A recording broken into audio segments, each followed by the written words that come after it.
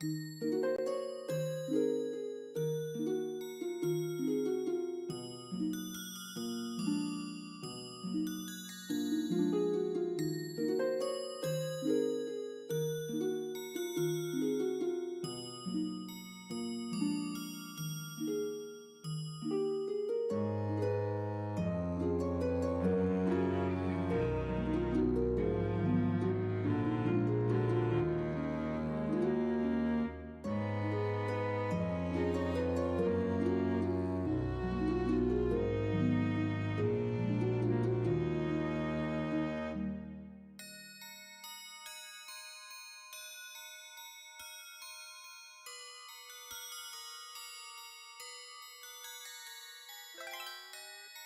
games just prime subbed.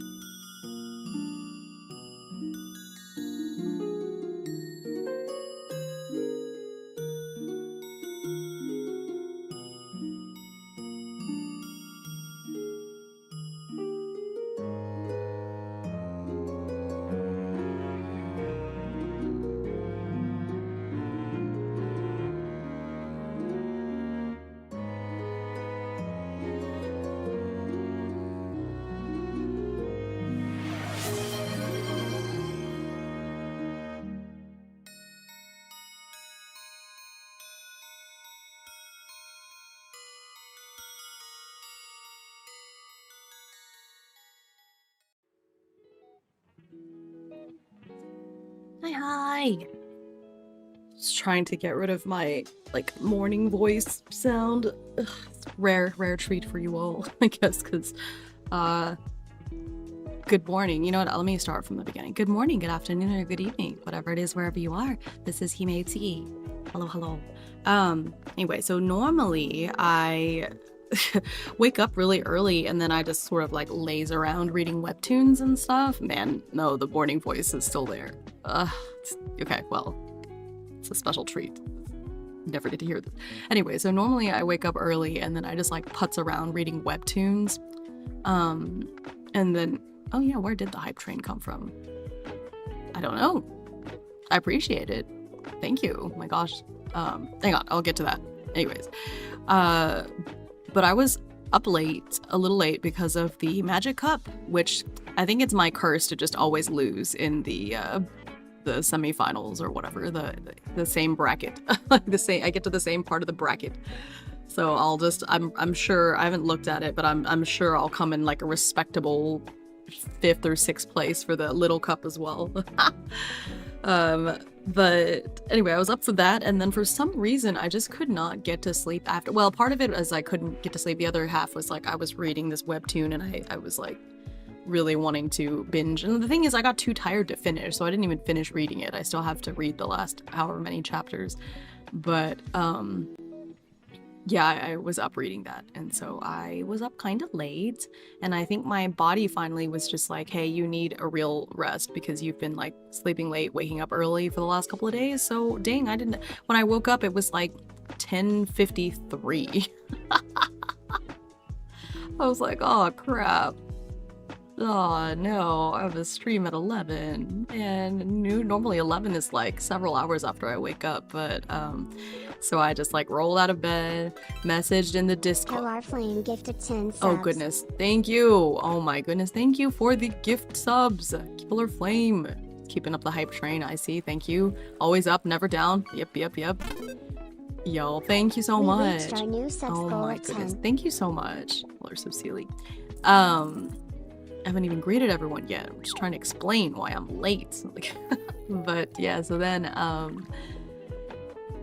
yeah, so I was like, I'm gonna be a few minutes late, and then Kess was like, you gotta eat breakfast, which I don't normally eat breakfast, okay? I eat brunch, but normally I just don't feel hungry first thing when I wake up, you know, and so I did go downstairs. I got a little cheese stick.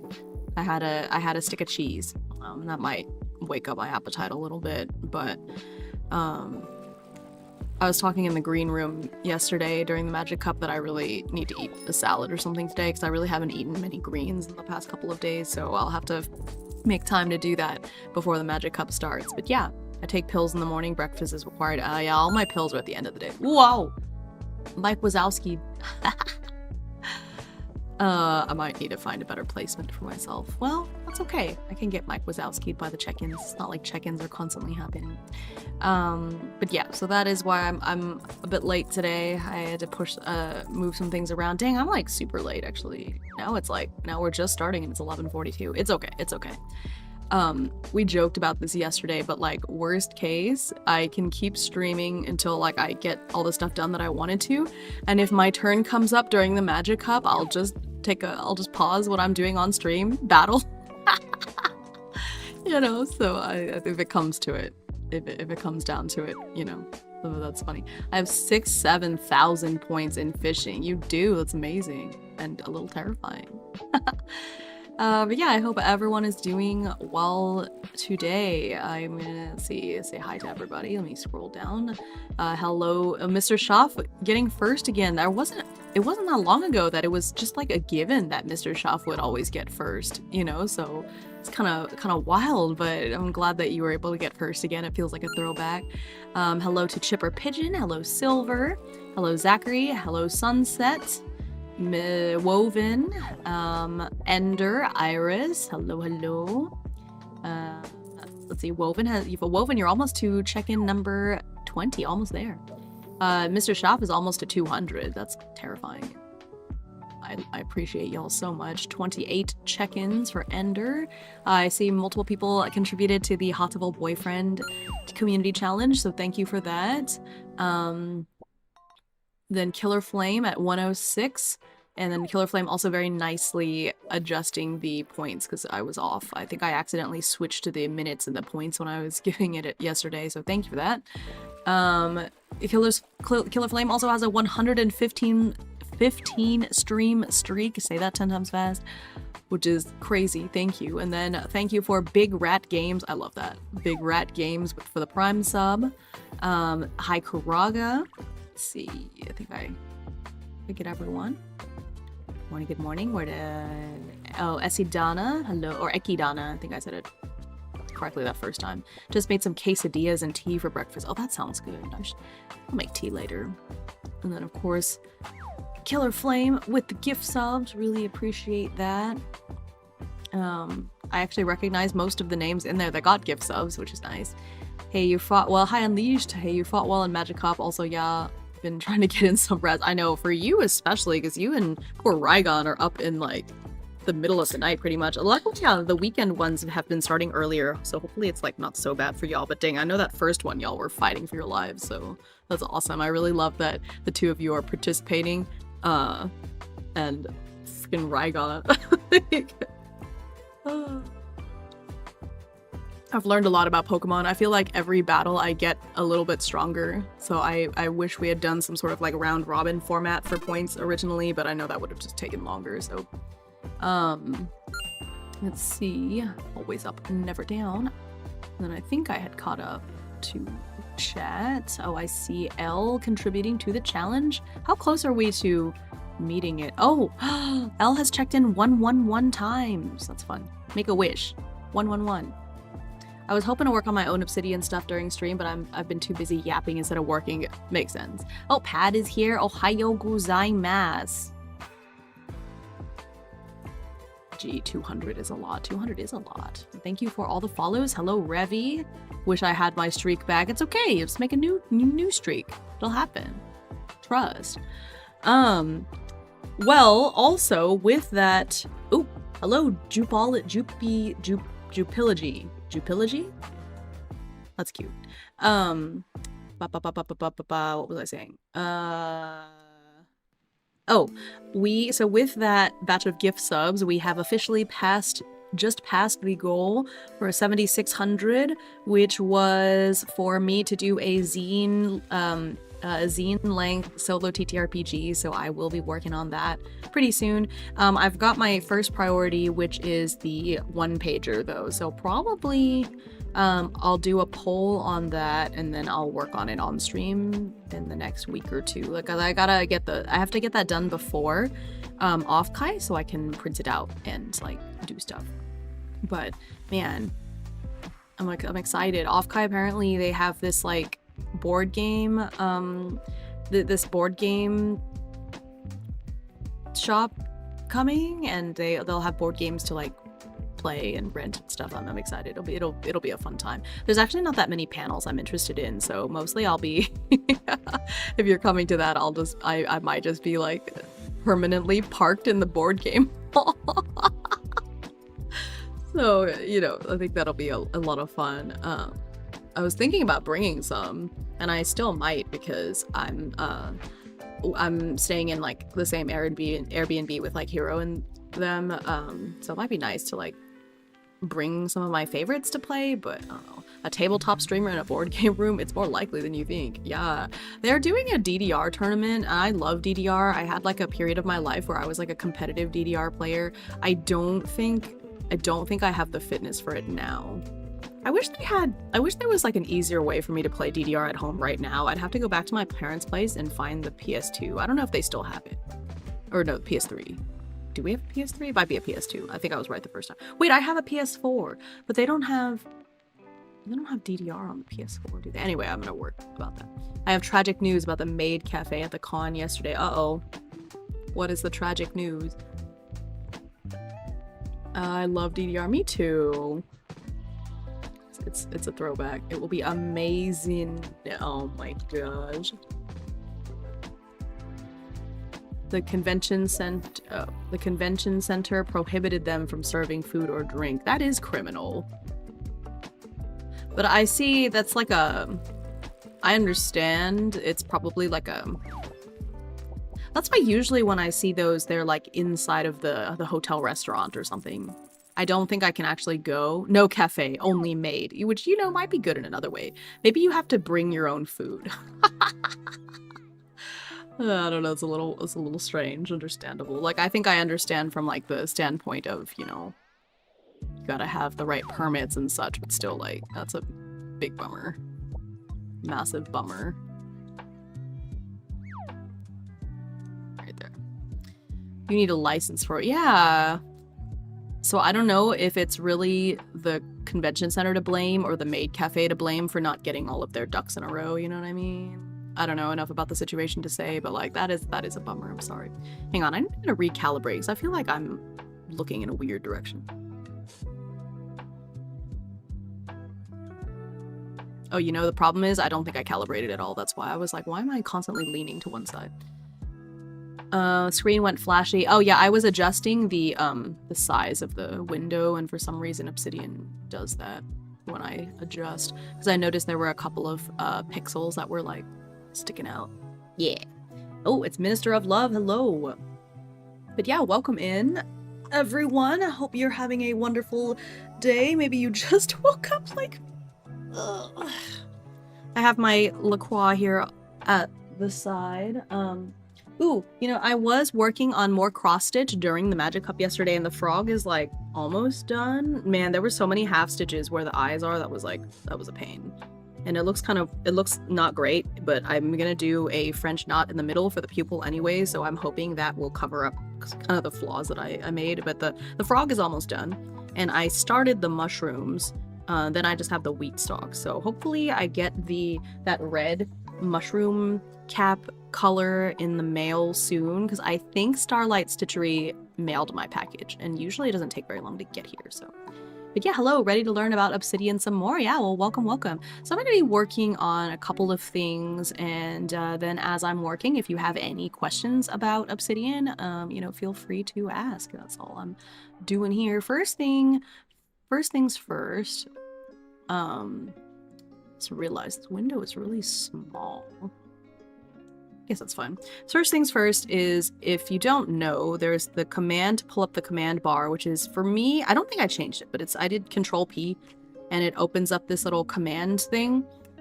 This is extremely useful because I have a lot of plugins and I don't necessarily remember the whatever hotkeys for all of them. But also there's just so many functions that Obsidian has, and so being able to pull this up to do the commands saves me a lot of time.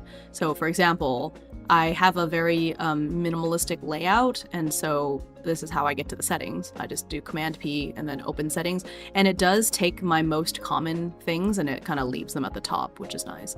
But I do insert table a lot, so I'll do this. I can't right now because I'm not actually in a note, but usually insert table will be there because I can never remember the command for it. It is nice. So I'm gonna open settings and change the layout. I usually have it set to this for when I'm doing, when I have a certain screen on, because this is like a white background, and so when I do my multiply layer, it just multiplies onto whatever like background I have it set to. Right now I don't. Oh, I probably want the opacity all the way up right now. There we go. Yeah, that's fine for now. Since we are not multiplying at present, I do want to change it. I have several. Is this the one? I like this. It's kind of nice. I don't know if I've used this one before. Oh, yeah, I kind of like that. I guess if I have a question, it's about balancing character sheets and play logs. Okay, yeah. What would you like to know? There were vendors besides the main food hall that were selling food, blah, blah, blah, as well as a fudge. Yeah, no, but I'm sure that they probably went through the right hoops and got the licenses, you know what I mean? I think sometimes you just have to be careful with those things, you know? Because if they're allowed to do it and the maid cafe wasn't, then it probably was for a reason. Math teacher using multiplication, more common than you might think. I mean, I use multiplication quite a bit. Well, the way I have my TTRPGs set up, so up here is like me using, I'll just move for a second so you can see the other side. So over here, I have my, so I thought about separating them into different vaults, but now that I think about it, I actually will often use like my tables from Ballads of Dawn in some other TTRPG I'm playing, so I probably do want to just keep it all together. But yeah, so I have this folder in my vault that is like my streaming type stuff. So my ideas, my you know, this is like a little binder I have for Mythic Bastionland stuff specifically. So what do these things mean? Here's the map I made, all this stuff, all these links. So that's like a campaign. And then YouTube video ideas. I want to peek behind the curtain a little bit. There's a lot of stuff in here. So actually, I do plan things out. I don't just fly by the seat of my pants all the time. But then in here, I have my Meridian Inkwell stuff. So this was like me coming up with the prompts for like the solo September thing that I came up with. Oh, it's Kichin. Hello. Like, is there a setup you found where you use notes or canvases or just multiple tabs? I've never used notes or canvases. I just have multiple tabs. I will either do, I like footers, so, okay. So let me show you if you haven't seen it before. So when I play like Caranathalis or games like that, I just have a footer at the bottom that has the most important parts of the character sheet. So like, okay, what are the things that I need to keep track of all the time? Okay, light, toughness, health, aether, sanity, exhaustion. I just have these at the bottom. I have these little rolls for these specific things, because these are all just like a single dice roll. So just like, okay, attack. Oh, I got that. Oh, roll for defense, whatever, I got that. So it's here at the bottom, which means that whatever I'm doing, whatever scene I'm on, this is always visible. So I have that there. And then if I need to really get into the rest of his stats, I do have a separate character sheet. This is a character sheet that I made. I do have a separate character sheet. I just don't look at it all the time, because most of the time I don't need the things. They're just sort of here. But on like a moment-to-moment basis, I have the most important stuff down there. And that's how I balance it. That way I continue on with this sort of thing. Now, this is an old sheet. I don't know that I would do it like this necessarily anymore, because this is before I understood callouts, because callouts look so much better. But that's an example. And then I have, so in Loa, it was like the last Loa session that I did. So I actually don't like this layout because of the way they format things. Hang on, I'm gonna fix it.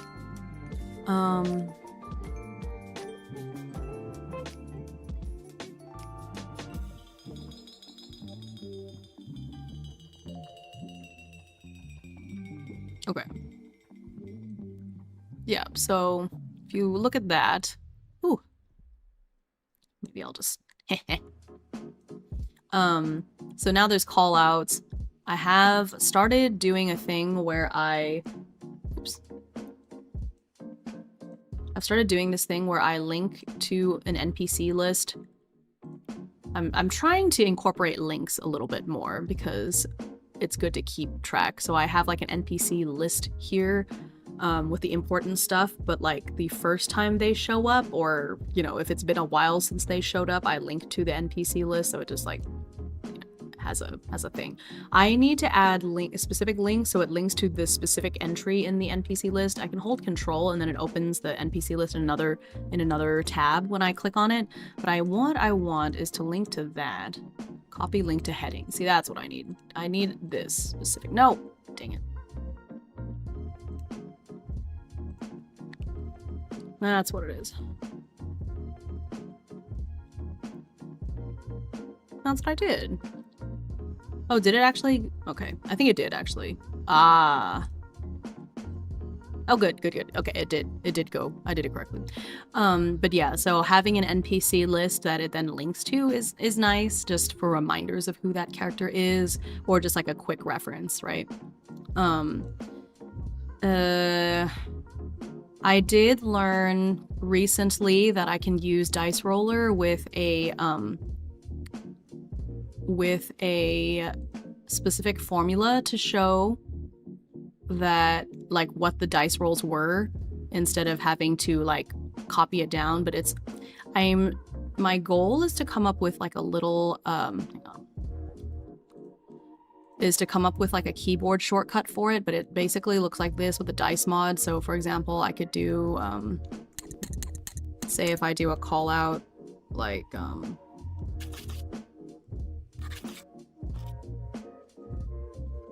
but it's a check, right? So I don't know. I don't know. I'm just making something up.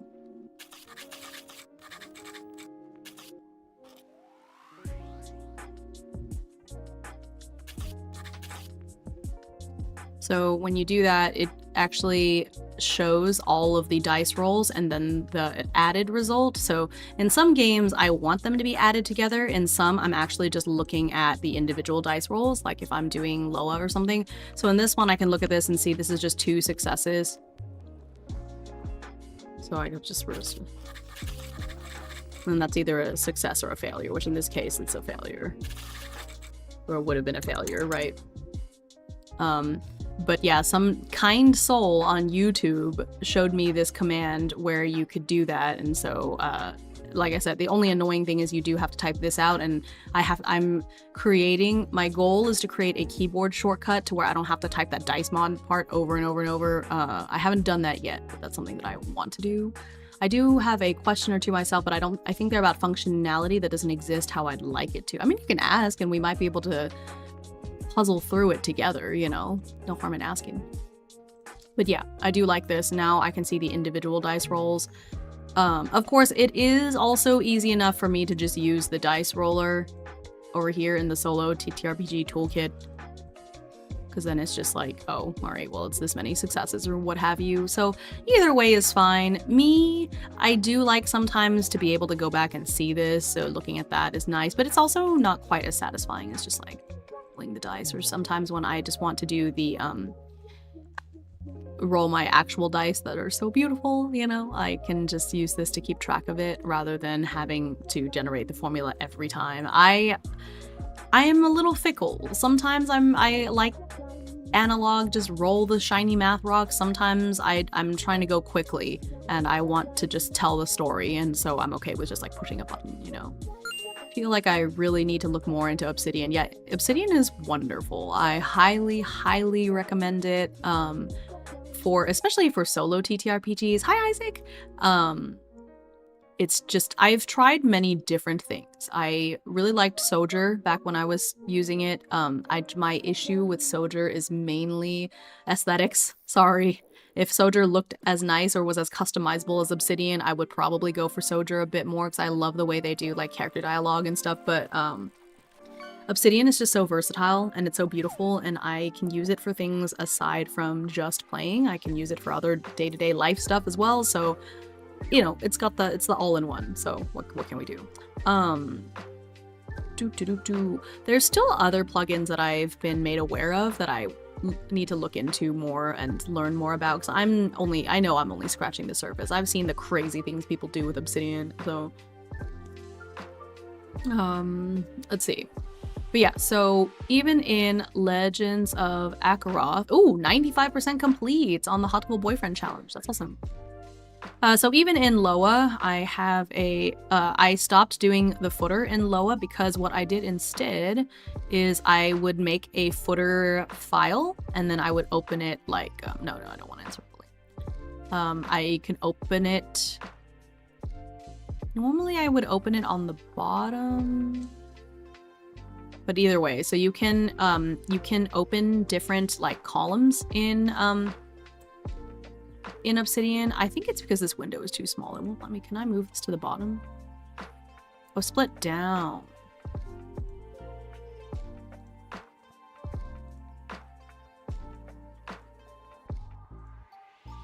Let's see. Stack tabs.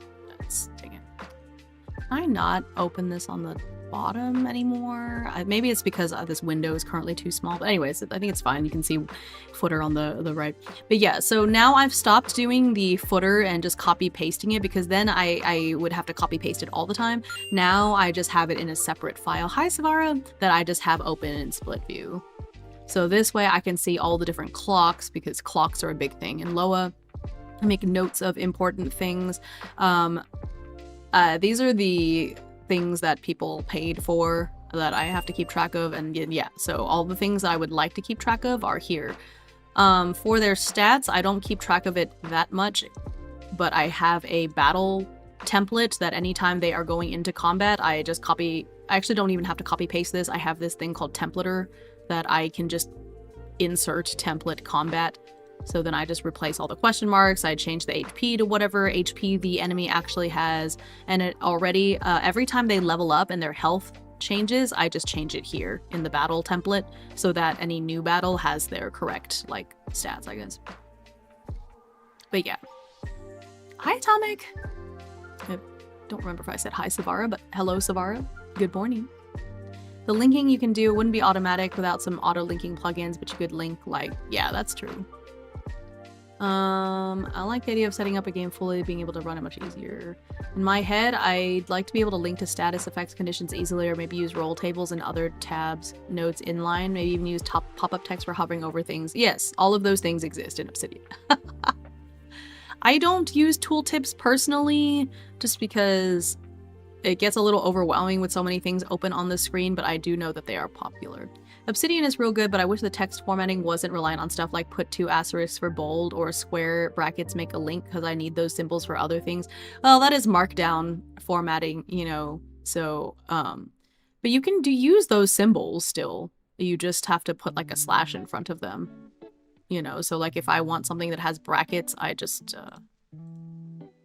it's like that. Right? You just have to put a slash in front if you want the asterisks as they are.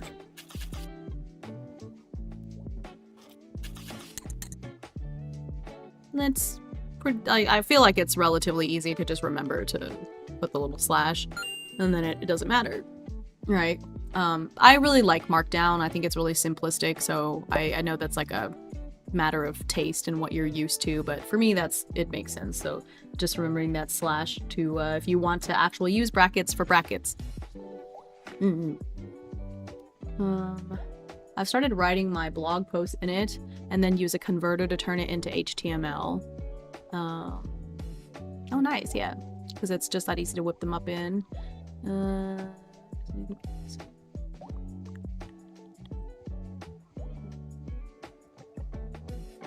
Having the good morning Hime, good morning Savara. Having the footer as a separate page is nice. Yeah.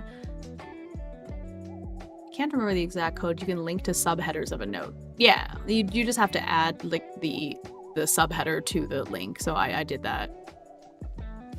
All of this makes me feel like I should be a bit more responsible with my formatting in Obsidian. You can do whatever you want with your Obsidian. It is your own Obsidian. You do what makes you happy, okay? Like, I'm going over, like, these are different ways you can do something, but don't feel pressured to. Don't feel like you have to make your Obsidian look super fancy, because I've seen, like, Zachary, and there's some people that have really fancy looking character sheets in their Obsidian, and I like, wow, oh my gosh, that's amazing. But I've gotten to the point in my life where I don't always feel very pressured to emulate those things, because hey, if it works, it works, right? Like, look at this character sheet I have for Viora. It's pretty simple.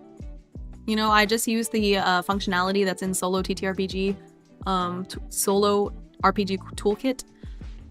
You know, everything's here on the page. It looks nice. I've got little buttons and things, but it's not super fancy. But this is what the character sheet looks like for me, for Loa anyways. It's just all here on a page. So that's Loa.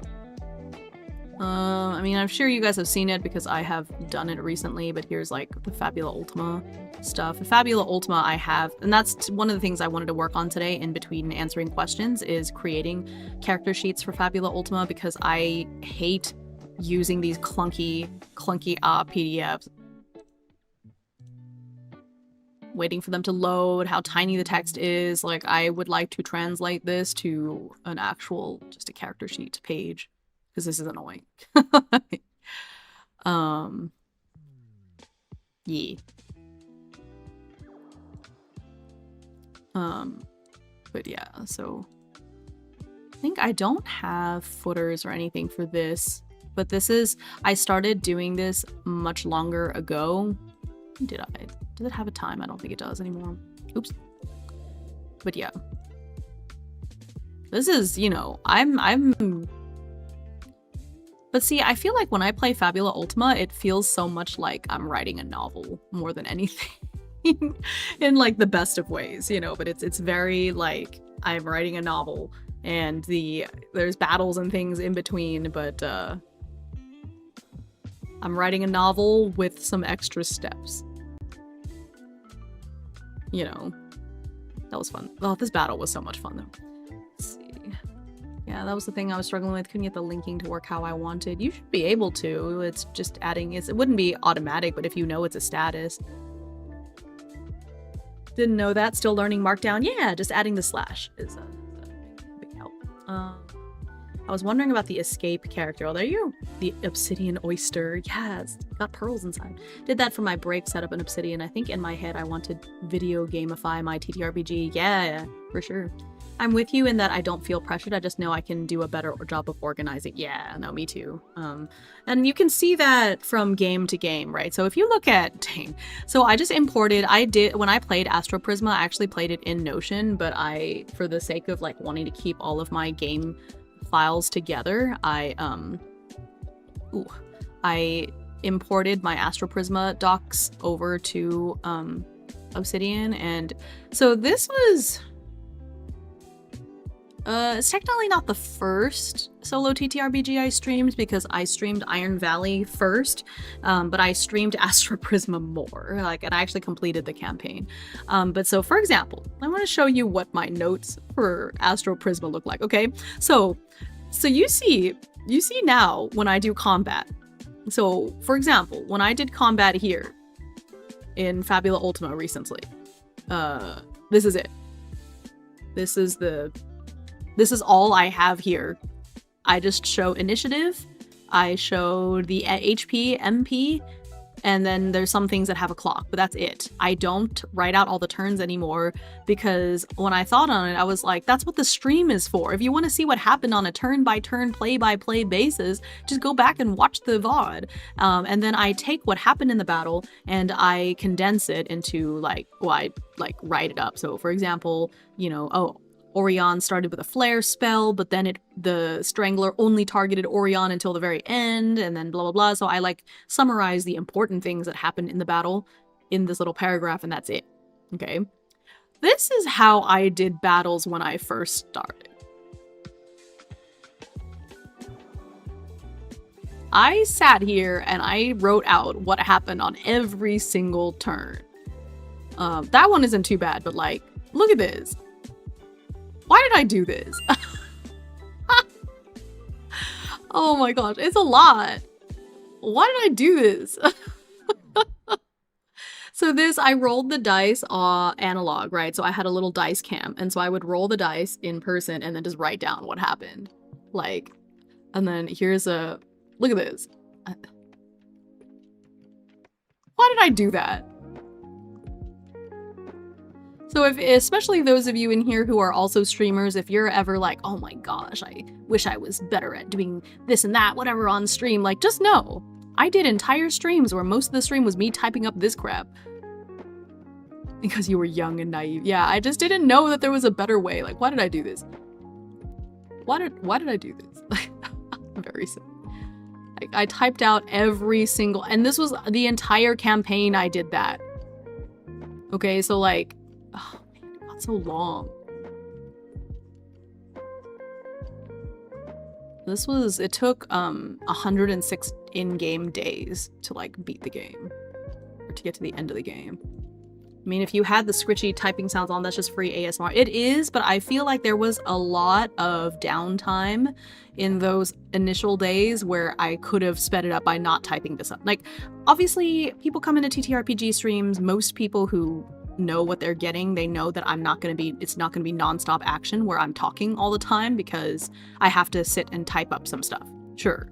But there was no need for me to do all this. This was great. This was a really good campaign, though. I'm still really happy with how this went. So, by the way, if you haven't watched these VODs, and you have any interest in Astro Prisma, highly recommend, because I'm really, in the end, I'm very happy with how everything turned out. Definitely, if I was doing it again, and I do plan on streaming Astro Prisma again one of these days, it is not gonna be like this, baby. Oh my god. Oh, baby Hime. They just didn't know. They didn't even know what they didn't know. Okay, put battle notes in separate files. Got it. Yeah, for sure. This is not the way. You learned lessons. I did. But to be fair, I didn't have anything to compare it to at the time. There was not like there were other people, especially VTubers, streaming solo TTRPGs. I had to figure it out for myself of how this is going to work. I didn't have anything to compare it to. If I'm streaming video games or whatever, I have a whole treasure trove of people to use as an example, you know, like, oh, well, I saw so-and-so stream this and this is how it went, and then I saw this other group stream this other game and this is how it went, and so these are some things that I need to keep in mind. But like, I didn't know what the heck I was doing and nobody else knew what the heck they were doing either. So, you know, in the end, I'm saying this and it is a little cringy because it's funny, but I don't begrudge myself because this is all stuff I had to learn. And now when my friends want to start streaming, excuse me, solo TTRPGs, I can tell them, don't do that. You know, I'm like, do not write out what happens on every turn. It's a waste of time, you know. So yeah, I was talking to another Twitch person how I was thinking of streaming solo TTRPG stuff, and they said they'd never heard of anybody doing that. There are a couple now. I don't think I would not. I don't believe I was the very first person to do it. I think I'm the first VTuber to do it. And I haven't seen otherwise yet, because every time I find another VTuber that does solo TTRPGs, I go back in their archive, their VODs to see when they started, to see if, hey, did they start before me? And so far, no. But there's quite a few of us now. Like Anna, which by the way, I always like to do the shout out.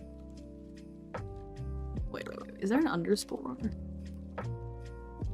There's no underscore. See, I'm always like, is there an underscore?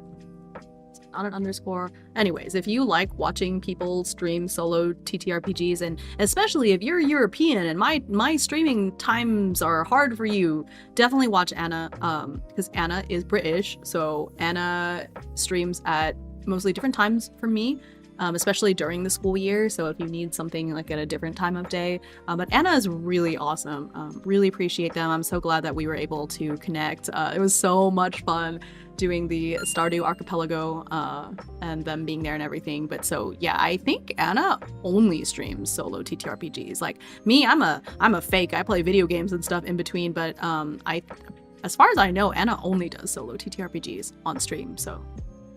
And Anna also plays a lot of different games from me. Like, I know they're doing a Call of Cthulhu solo campaign and like various other things. And so if you want to see other types of games, definitely, you know, recommend. I know Zach here, you've seen Zachary talking in here, also streams TTRPG content. There's a lot more people now. It's not just me anymore, which I love. And I've said this before, but I've had multiple friends who are like, oh, Hime, I'm thinking of streaming a solo TTRPG. Is that okay? Feeling like they have to ask me for permission for some reason. Please just feel free to clip this. This is my blanket, like, you don't need my permission, but if for some reason you feel like you need my permission, here is my permission. I don't care. I don't feel like you are infringing upon my territory or anything like that. I literally do not care.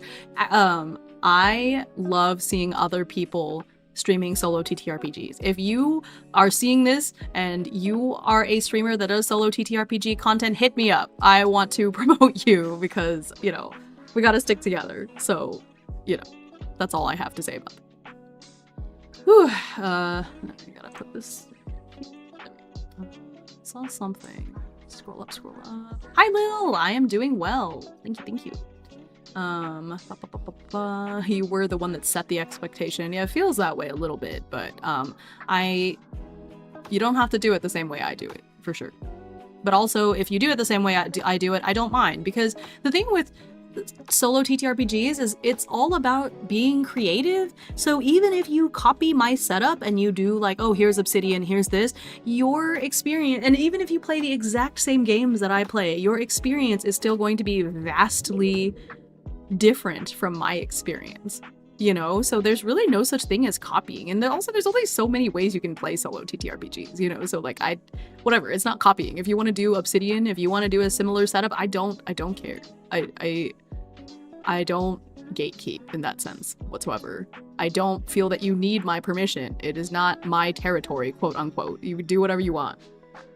But I'm saying this so that if you, for some reason, you just feel some type of way, you just feel bad and feel like you need my blessing for some reason to do this, here is my blessing. Go forth and stream solo TTRPGs. Our notes from an early playtest were like that, and it makes my eyes still glaze over when I try to read again. It's like, okay, to be fair, I think a playtest might be a little different, because then it might be important to know like what happened specifically on a turn by turn for balancing reasons.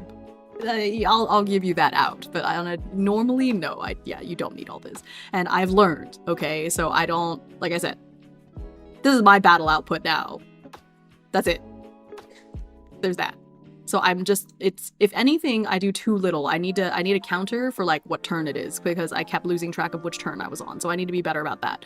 This, I never forgot which turn I was on. So there needs to be a little bit of a happy medium, but yeah, I don't type all that anymore. Let's see. Most solo players like me, myself, and Die Bad Spot seem to come to the decision to hide the dice rolls. That's interesting, though. I wonder why. I guess the thing is, nobody has ever been like, I guess I've always shown the dice rolls. I can't imagine me hiding the dice rolls and having people be like, oh my god, Hime, you're cheating. You're cheating. There's no way you actually rolled that, you know. But I like showing them. It's more dramatic. It's more dramatic when I roll the dice, or I push the button to roll the dice, and then everyone can see, oh, there's the one, you know. For streaming, I think it's a lot more dramatic and neat. Hi Freb, hello. Hope everyone is having a good weekend. I hope you're having a good weekend as well. Yeah. Hard streaming times, yeah. Mr. Schaff is just the goat, that's all. No, you're the sheep, Me, myself, and Die is the one I'm familiar with before you, because Kelsey Dion of the Arcane Library interviewed him when she wanted to write the solo Dark Souls. Ah, okay. Yeah, Me, Myself, and Die I do follow. And there's several, I know there's lots of YouTubers who play solo TTRPGs and they have videos, but I don't know, there's people who do it now. But when I started, I don't know that there were very many people that live streamed solo TTRPG play. I see videos of them doing it.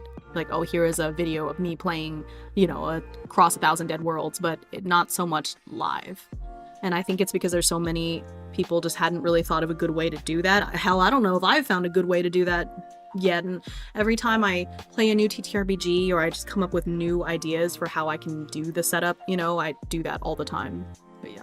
To be honest, mostly got the idea from YouTube people, since the visual idea I had was more analog, like camera pointed at the table. Reason I got that arm thing. Yeah, that's kind of how I started as well. Like if you go back and look at my old Astro Prisma, but even then I only had the dice cam and I was still typing the log into Notion. But now I do have analog game playing streams, like when I did the Hourglass Sings, which I completed that campaign as well. That one was all analog, so that was camera pointed at desk, me roll, me write in notebook, you know.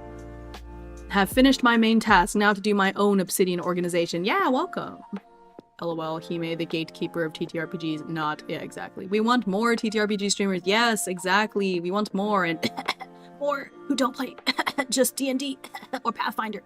I have nothing against D&D or Pathfinder, by the way. I play both of them. I'm just saying, like, there's a lot of TTRPG streamers / VTubers who only do D&D or Pathfinder, and it's like, sometimes I want to see other stuff, okay? I just don't have a huge interest in them. I don't have anything against them. I play them. I really love indie systems. I really love crazy different stuff. Dang. Hopefully y'all were here yesterday when I was unboxing that Dispel Dice package I got, because that Eat the Reich book is, oh my gosh, so beautiful. I really want to run that soon. Just like I want to run Hellpiercer soon. I just want to run everything soon. Well, can somebody, is L still here? L, how are you coming on building that time machine, huh? Because I need more hours in the day for all of the TTRPGs I want to play. Is such a trailblazing bird, we don't want to rip them off. Except I don't consider it as you ripping me off, so just do it. Hime doesn't care if you stream solo TTRPGs. No, I want to know. I care, but I don't care in the sense that I don't care if you think that you're ripping me off in some way, or like infringing upon my content in some way. That's the part I don't care about, because I don't. I just want people to understand that I so do not care. This is a community. This is a, you know, I can only do what I do because I stand on the backs of giants, etc., etc. So who am I to stop you? I don't care. I literally am not bothered. I'm the opposite of bothered. Oh, and then thank you for giving Zachary that shout out, putting an all due credit to Himeutsugi in the description of every stream involved. Oh my god, don't do that. No. Don't harm yourself on the way to solohood. Harm? Huh? I see that, and my first thought was to read this like the Vietnamese accent, but then that would be like Han, which doesn't make any sense. I don't know. Obsidian looks so neat. I use Scrivener for organizing, but it does not help with gameplay, sadly. And good morning. Hi, Bright Palette! Yeah, I used to use Scrivener a lot for my creative Mr. writing and _AGs stuff. just So prime subbed. that's a great app for sure. But yeah, I can, you know, I could see Scrivener, and I've seen people talk about using Scrivener as a DM. So if you're organizing a group game, I think Scrivener could be really helpful for, you know, coming up with characters, using the little corkboard for Corkborg. That's how you know I'm TTRPG pilled a little too hard. Corkborg. I really said that. Does Corkborg exist? I want to get a corkboard that's like Morkborg inspired aesthetic. Wait, I need that. Somebody needs to make Corkborg a thing. Or like Morkborg, but it's in a corporate setting, so it's like Corkborg. Or is it, I don't know. I'm cooking something. I don't know. But yes, I do love Obsidian. But Scrivener, I think, would be really helpful as a DM, because the corkboard aspect you can do for setting and characters and stuff, you know? Been part of a D&D campaign the last few weeks. It looks like we're wrapping things up. Oh, it's good. It's nice when a campaign can actually meet like a nice end, you know, so I do love that. I had fun playing a half-orc shrine maiden and worshipping a god dragon. Man, that was a sentence. That sounds so much fun though, Lil. I hope things end well and you don't get like a TPK at the end. Oh, hey, we've got a dev friend in chat too. Hi, Bright Palette. Yeah, Bright Palette. I actually need to pick up Silvernum Sword again, because I would really like to not die. I really want to see if it is possible to not die. But I'm like, I have PTSD about that Kelpie, but it's such good storytelling. I was like, wow, beautiful horse. Oh, wow, I'm dead. It's so me. Such a me thing to happen. Remember to wear your solo RPG bracelet with what would Hime do? Oh my god. What would Hime do? Hime would roll like a bunch of crit fails. Yeah, I'd straight up be copying the YouTubers I got inspired by. I don't think any of them would care since it's niche, but not so incredibly niche. Anyone would feel like they own the format. Yeah, exactly. Can't imagine that anyone would care. It's a very friendly community. I am on at least like a first name basis kind of acquaintanceship with most of the other solo TTRPG YouTubers, solo TTRPG reviewers and stuff. Like we're all pretty tight knit. There's only a handful that I like haven't really spoken to, and that's just like lack of reaching out. Now that I'm on YouTube more with like my live streams and stuff, I might reach out to them more, because there was a time where I was pretty insulated over here on Twitch. But you know, I've gotten to know quite a few of them, but I think a lot of it is that there's so many of us that are in the Black Oath community, and that's how I met so many of them. But it's pretty tight-knit. Everyone is pretty cool.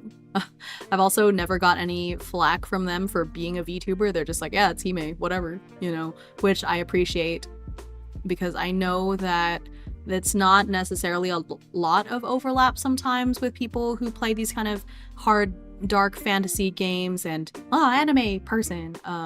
But they've never given me any crap for being a VTuber, which I know is a little bit bare minimum-y, but I appreciate that, because it can definitely not be that way.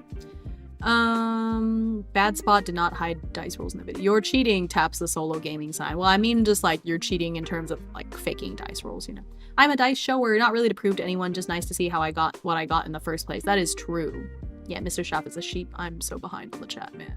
Edited content is different from live streaming by a lot. That is very true. Soloist Venture live stream. Oh, did they really? Didn't know that. Not always like paying attention to what's going on YouTube though. Me, Myself, and Die was kind of for me what Critical Role was for a lot of 5e players. Like it was really wow. But realistically, I don't think I'd do it like that, since that's way more performance than is me. But I found that some other YouTubers that do the overhead camera, just see the hands and stuff on the table, that's me, I think. Yeah, and that's basically what I do for my hand cams as well. So yeah, always nice seeing variety and new things. Exactly. I think I'm the only one that has eyes on the prize vids on YouTube. So glad I found them recently. I eat up their videos. Soloist Venture, yeah, is really cool. Would solo board gaming be in the same boat, or would it be a different category of its own? No, I think it's all in its own thing. And we're people who play solo TTRPGs like solo board games too, typically. Oh, and thank you for the Prime sub, Mr. AGs. Teacher, we are the Corkborg merch incoming. Corkborg. Yeah. IDK, but personally, I wrap it all together under solo gaming. Yeah, exactly. It's all solo gaming. There is a mork in a corporate setting. Yeah, I think Corkborg is a thing. Corkborg. I have Duckborg, where it's all like in Donald Duck aesthetic, and you play as a duck. So, you know, there's a Borg for everything. I've got Scrivener, but I got it for book writing. Could probably use Obsidian for book writing, but I think Scrivener you can export. Yeah, Scrivener is really, really nice for sure. Obsidian can only export as PDFs. No, that is not true, because that's how I exported my Obsidian as a HTML site. You can export it as HTML.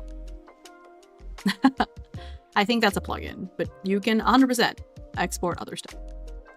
When Kyword played Silvernum, he also fell to a Kaipi, if I recall. That's so fun.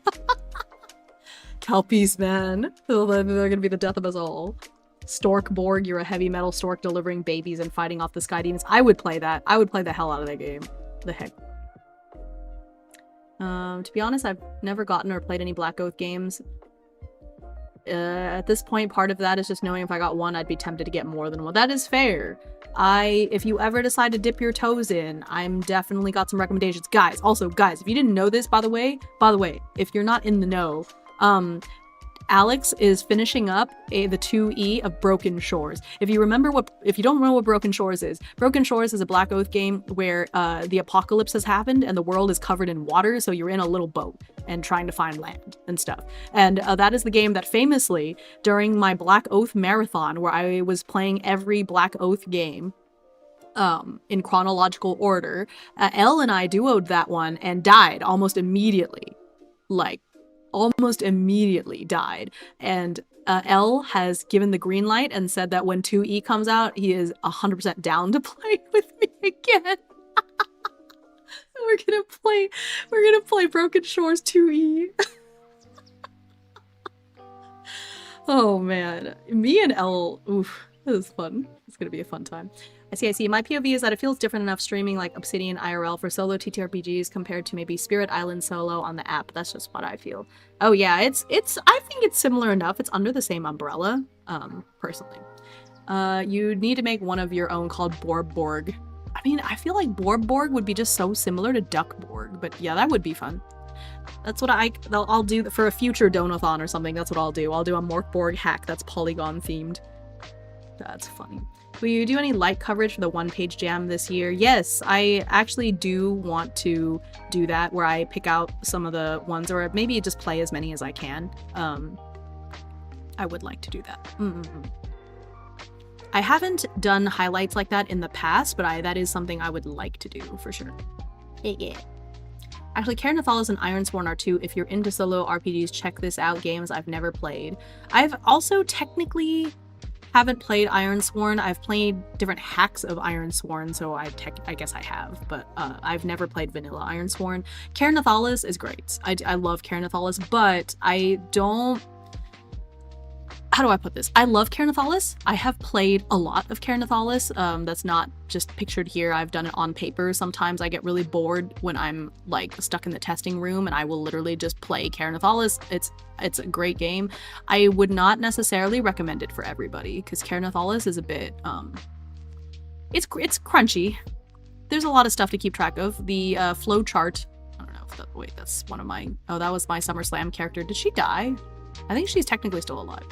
I'm so sad I couldn't do SummerSlam this year. I'll try to make more of an effort to do it next year. But I don't know, if I have a Donathon again at this time, maybe I won't be able to either. That's tough.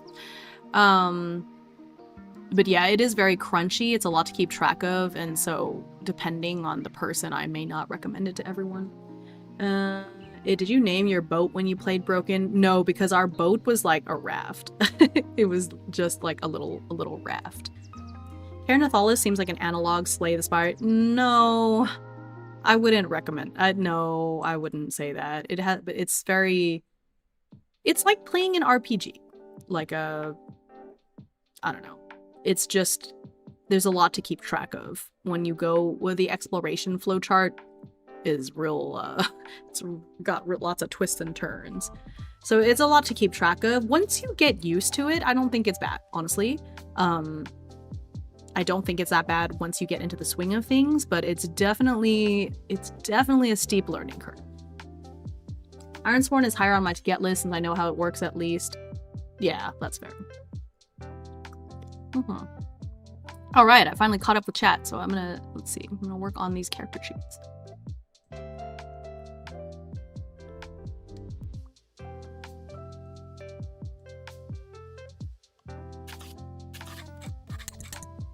Okay. I'm just gonna open this in a new window. I know y'all can't see it. I'm just trying to emulate it.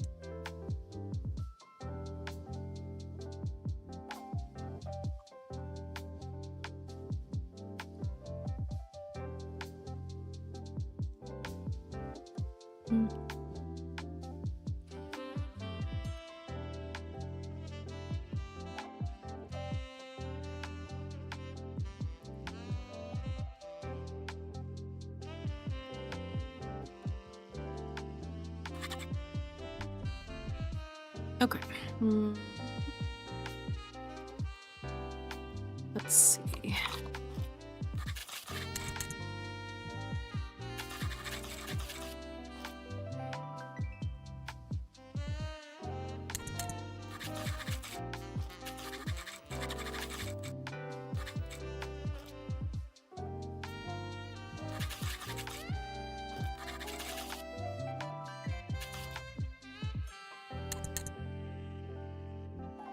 Okay.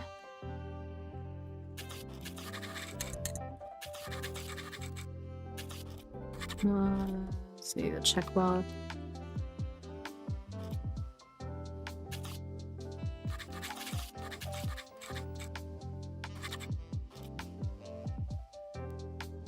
Maybe I want a table for this.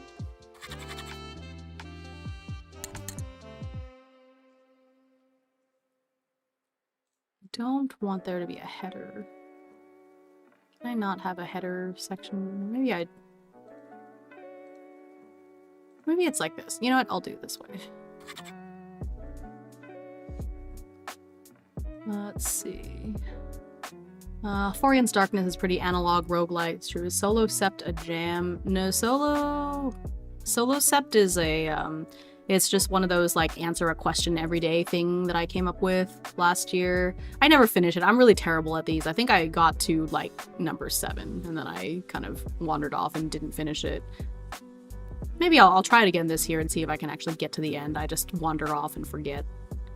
Especially old school roguelike with the dungeon layout generation stuff. Downside is they went all in on putting AI art. Oh no. Yeah, that's tough.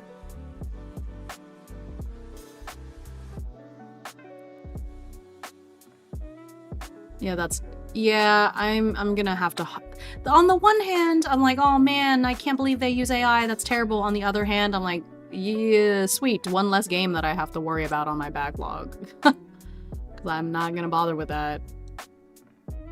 Okay.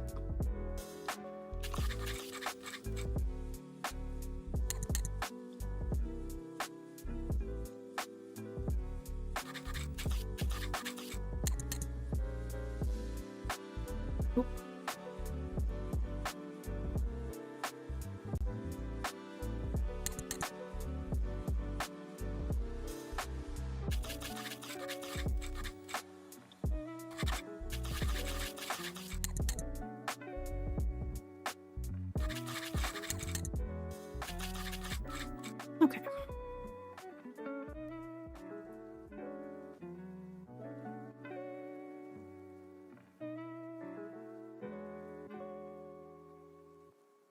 For some reason I have mistrust checked off here. But they're best friends, so I'm not really sure why I think it's supposed to be loyalty because it's in the same column on the character sheet. I think the character sheet just crapped out. See, another reason why I don't want to use it.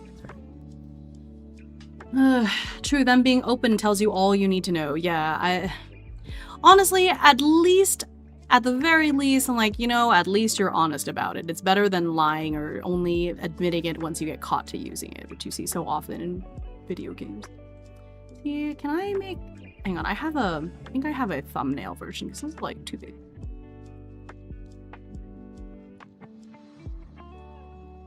Hi Starflight, how are you doing today?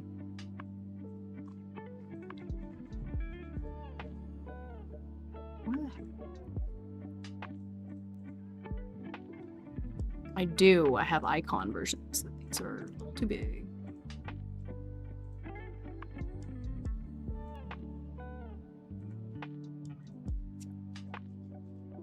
Nope.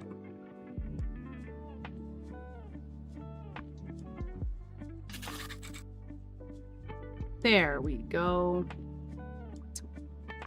Space taken. Original game is cheap and easy to get into, so that's kind of a disappointment you can only have for something you would love. Like, they had something actually good, they just poured slop over it. Yep. Oh, thank you for the sparkles. I'm doing good. I'm glad. It's a nice, lazy Sunday. Okay.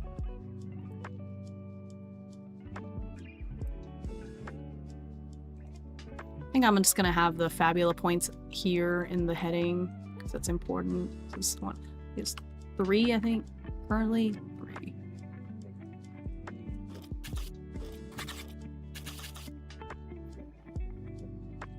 There we go.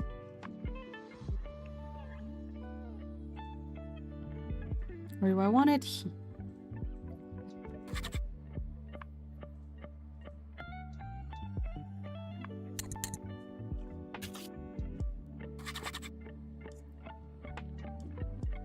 I'm gonna order this sheet in like terms of what's important.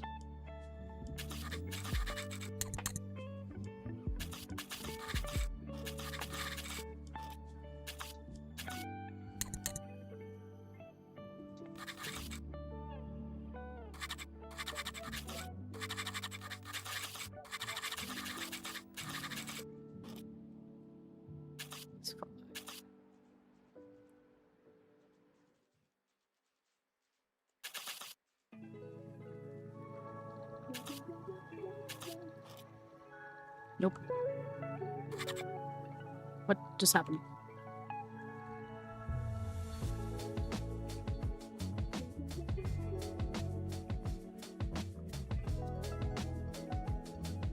Sometimes it just does stuff like this.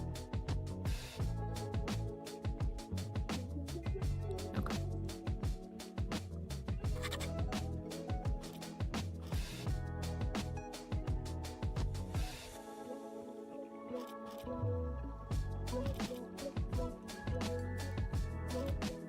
What the heck is this?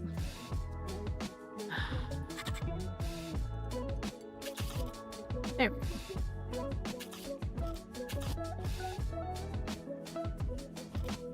What is happening? There. Oh my gosh. What? Sometimes it just does that. Okay, there. Sheesh. Okay.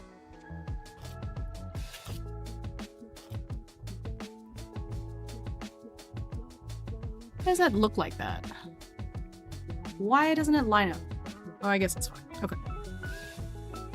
Let's see. Similar with the game Warp Lock Warp Star, where I loved the game, would hype it up, then they started using AI. Yeah. That is sad. There's so many earnest creators out there that know better. It's good to know who to support. Yeah, for sure. Okay.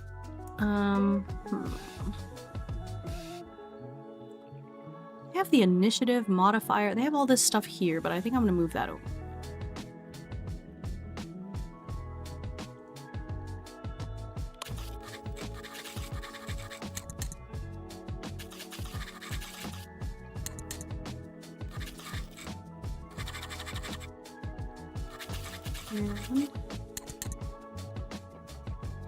Oop, I forgot the armor.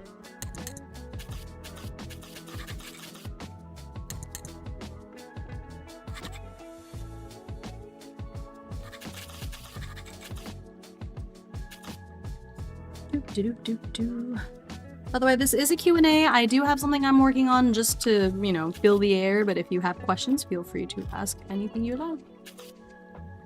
Try to tell peeps in TTRPG design groups that I would have bought games with zero art at all, so if you can't afford art... Yeah, and there's so much stock art that you can use nowadays, that if you want something that looks good, there's definitely stuff, you know? Common, the public domain, yeah. Like, there's this board game company, I don't want to call them a company, I guess it's a... But called Ducks, Somnium? The Ducks Somnium or something like that.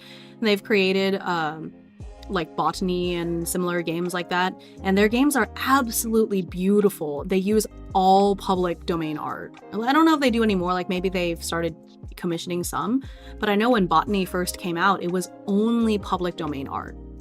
And you know, it's because it's all stuff from like the 1800s, you know, and the game was beautiful. You don't have to commission art, you don't have to use AI, you know, they've made millions of dollars.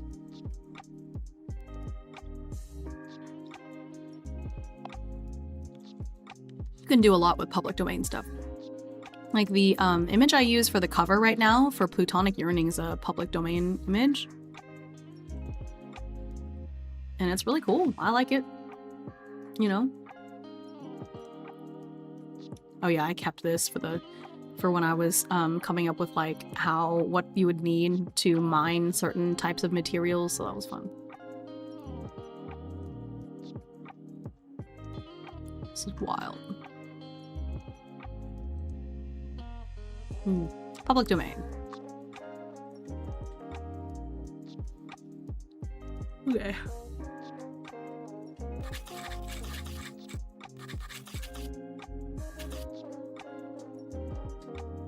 Actually, this I do want to take.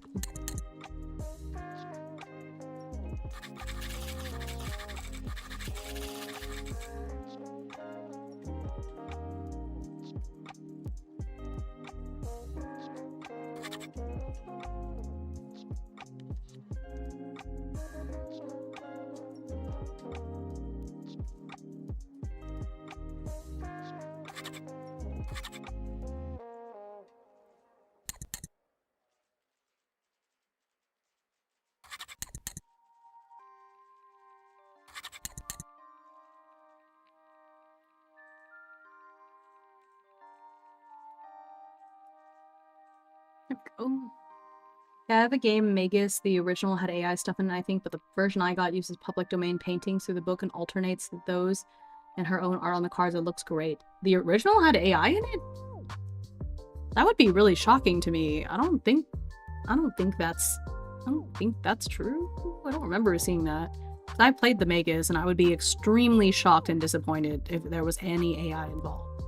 What is the scrappy kind of sound I hear as you work? This is the click-clack plugin for Obsidian, so just whenever I type into it, it makes this little noise, which you can choose what you want the noise to be. I chose it to be like an ink quill kind of sound, so it just sounds like a quill scratching on paper. Yeah, I like it a lot. A lot of people have said that it scratches an itch in their brain, and that is 100% how I feel too. I really like it.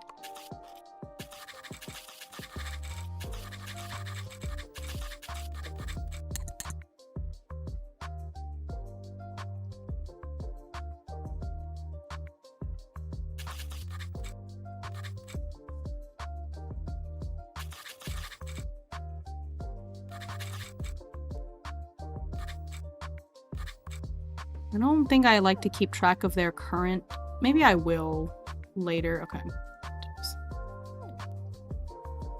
Gives me something to copy paste.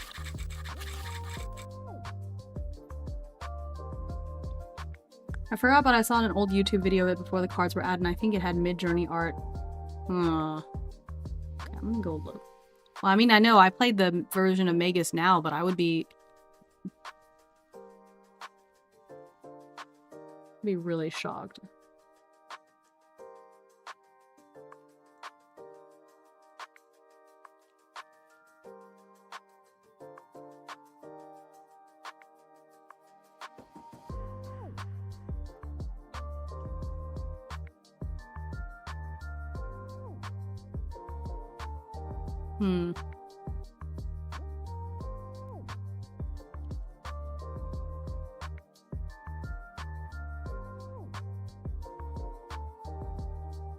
Huh. Yeah, I don't know. I would be really, really shocked if that was the case. Is there a way to collab easily with Obsidian? Currently, we're just using Gdocs. It's so unwieldy for having to drag templates around. Yeah, if you have Obsidian and you have the sync version, you can collaborate that way. So for example, I have mine synced inside of a Dropbox folder.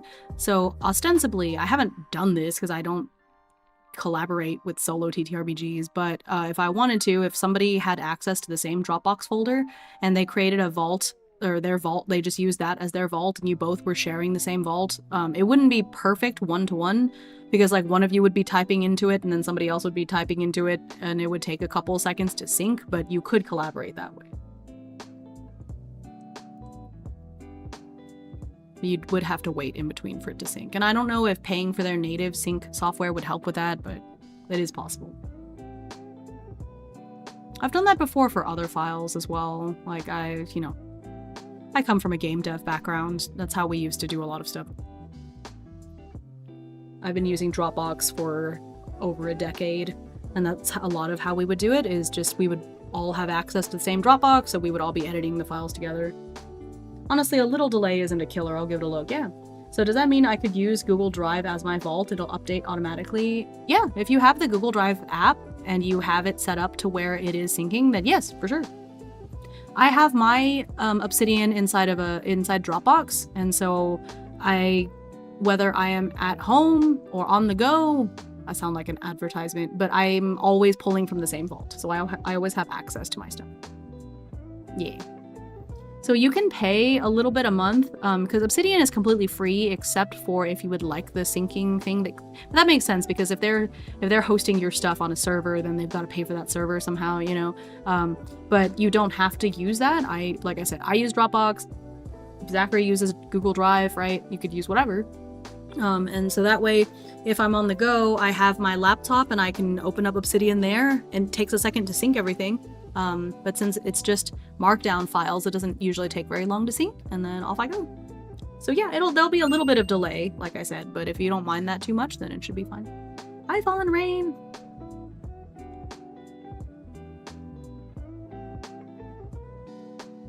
Maybe they used it as concept. I know that's a popular thing to do as mood board, everything as you go. I still don't like that, but it makes me feel a little bit better, but like, if every use of AI is poisoning the environment, okay, why can't you just go to Pinboard like everybody, or what's it called, Pinterest like everybody else? Like, why do you need AI and like poison the water in Atlanta or whatever in order to get your inspo? You know what I mean? Like, I'm sorry, if AI is used in any way, that's a complete like no for me. The only thing that I can be a little forgiving about is if you use AI on accident, where it's like, oh, I bought this stock image and I didn't realize the image was AI, you know, because you didn't do it.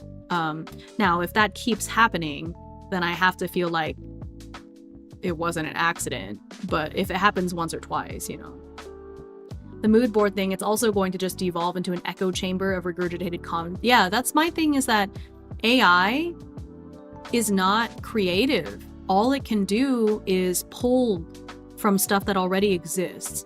So if you use AI as inspiration, you're only ever going to be aping things that already exist, you know, which isn't necessarily a bad thing, but like, you know, what is the point of doing creative endeavors if you're outsourcing your creativity to something that isn't even creative in the first place, you know? Even if you train it on your own art, AI is still doing harm. Yeah, exactly. Because if nothing else, like, I think that AI definitely has its applications. There's ways that AI can be useful as a tool, right? But with the way it is now, with the way that it harms the environment and uses so much water and dumps all it is not ethical to use it as it is right now, is my thing. And until that is addressed, I just cannot, I can't abide by it. I wish I could be even more selective and just not use anything that even has AI features, but unfortunately there's not good alternatives for everything, so I just tolerate it. And also for work, I'm forced to use it sometimes. Not use it, but like forced to use things that have AI in them, like Outlook and stuff like that. Like I have to use it. I can't get around it. I just try my best to ignore those AI features as best as I can.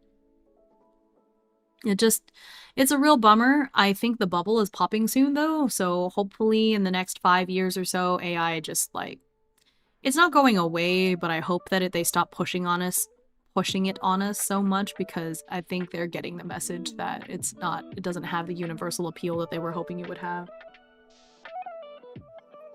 Some things aren't even AI or being sold as being AI, so it's even harder to determine. Yeah, that's also true.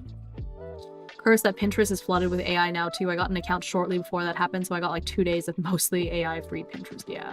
Now I don't use Pinterest for inspiration. I've always I don't know. I consume media and I get inspo from the media that I consume. I don't feel the need to like, oh, I'm going to make a mood board of all the Dark Knights so I can look at them. Like, I just don't do that. So I understand, but it's not something that was ever useful for me. I never made mood boards except when I was forced to make mood boards. I remember one time I was in a D&D campaign and we were forced to each come up with a mood board for our character on Pinterest, so that's like the only Pinterest board I have is like from that when it was forced on me. He used it to diagnose his cancer, argued with his doctor constantly, and was banned from his cancer treatment center, the whole center. Oh yeah, my brother is a doctor and he complains about this all the time. He's like, I hate it when, you know, patients come in and they're like, well, ChatGPT said blah, blah, blah. And he's like, it takes every bone in my body not to just be like, you know, okay, just go home and what are you doing here then? You know, like ChatGPT already told you. Why don't you get ChatGPT to give you your prescription and stuff too? I just like, there's people who are experts in their fields. They've spent years honing their craft, and then you're gonna tell them that like, oh, ChatGPT said this. Like, okay, it's just stupid. Pinterest has included turning off AI. I still see AI. Yeah, that's because there's so many things that use AI that they don't disclose it. They don't disclose that there's AI being used, and so it just, you know, what can you do? I saw this plugin that somebody made for Steam that blurs anything that like admits to using AI. I need to do that so I stop getting like jump scares. I need to find it actually. I think I favorited it. Let's see.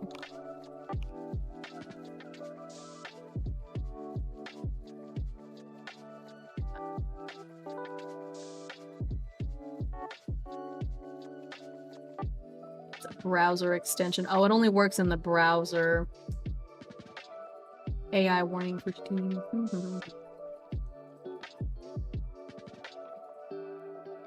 Yeah, so it only works on the browser, but that's kind of nice.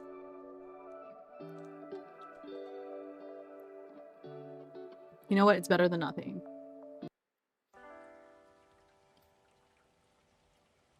It's sorta IDK the word. Bittersweet doesn't seem right when somebody uses AI for something, then immediately drops it when they realize it sucked. Like, I watched the movie Arco recently, and there's AI in the credits, but the thing they used AI for was cut because it was bad anyway, and they ended up using actual people's voices with manual editing. It's like, wow, it's almost like we told you. It's almost like we told you that it would suck. Yeah. They don't always disclose it on itch either. I've noticed people will download those projects, though. I have to cheer. I love that. With all the studies coming out right now that show how using AI is actively de-skilling people, I'm taking solace that in 5 years' time I'm going to be running circles around so many people in terms of my abilities. It's true, and I fear for the world because I am raising these children now in these schools. Raising is not quite the right word. I'm watching these children grow up, and a lot of them, not all of them, because I teach at a magnet school, so it's not so bad. They're not quite as AI pilled as I've seen in other places, but a lot of them are just like, oh, ChatGPT this, oh, I used Copilot for that, and it's like, okay. I did a debate camp recently, and the team that they ended up getting second place actually, but they were using Copilot to help write their debate speeches and stuff, and I'm just like, cool. When you go to competition and you're sitting there and they don't allow you to use your laptop, you're gonna sound real silly because you can't do it without Copilot. And then that's all I said. I didn't get into a tirade about like why AI is bad, because sometimes that just doesn't help. I just said, okay, when you get to upper levels of competition, they will not allow you to use your computer.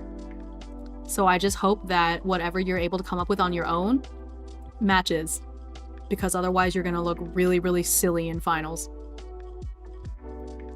And they kind of like, oh, and understood. Sad.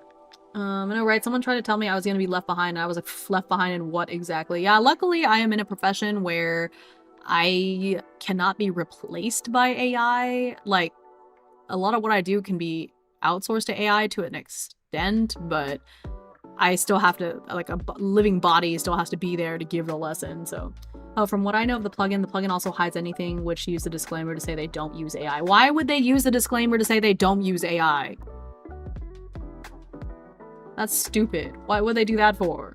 My poor boss, he's also been feeding our monthly reports into AI. I had to call each of us to tell us our reports were wrong. We explained how they were correct. As it turned out, AI didn't understand how we organized our information, so it came out wrong. I know he's doing it to try and streamline, have it think for him, but no. See, that's the problem right there. Having it think for you. And when people don't realize that that's a problem, that's like, ugh. It's scary. It's a little scary.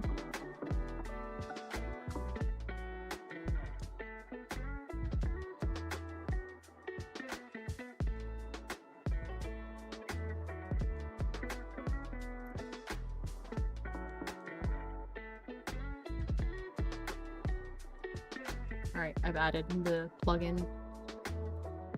This can make my life a little bit easier. Something we're all taught. AI doesn't have real reading comprehension. Yeah, that's because it doesn't comprehend. It just is able to mash information together. The word AI is very misleading. It's not intelligent. It doesn't know anything. Hi, Happy Wolf! Oh my gosh, lucky 7. You've checked in 7 times. Look at that. When kids ask me how I wrote multiple 30-page papers every semester, I can say, I am smarter than you. Yeah, well, that's my thing too, is like, if you're going to college and then you're having AI do everything for you, then you're not actually learning anything. What is even the point of going to college at that point? And then you graduate and you don't know how to do anything. It's a real problem.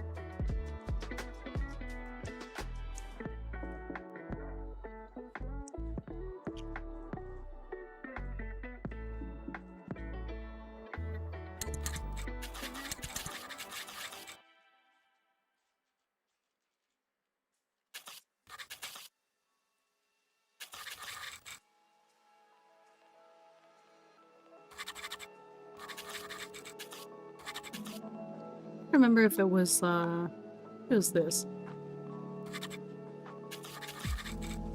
No. Oh, there it is.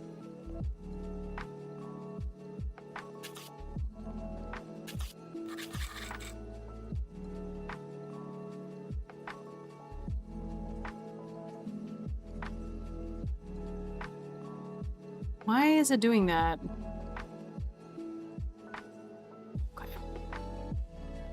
How do I... Is it because it's in the table and that's why it doesn't want to work? It's annoying.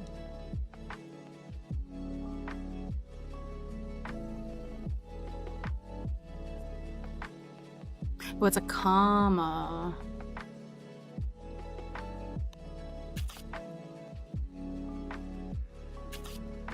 There we go. Mucho texto, but I can screenshot the comment from an old Megas YouTube video I found again. Basically, it's definitely not Midjourney like modern AI, but still a generative mashup of classical paintings. Oh.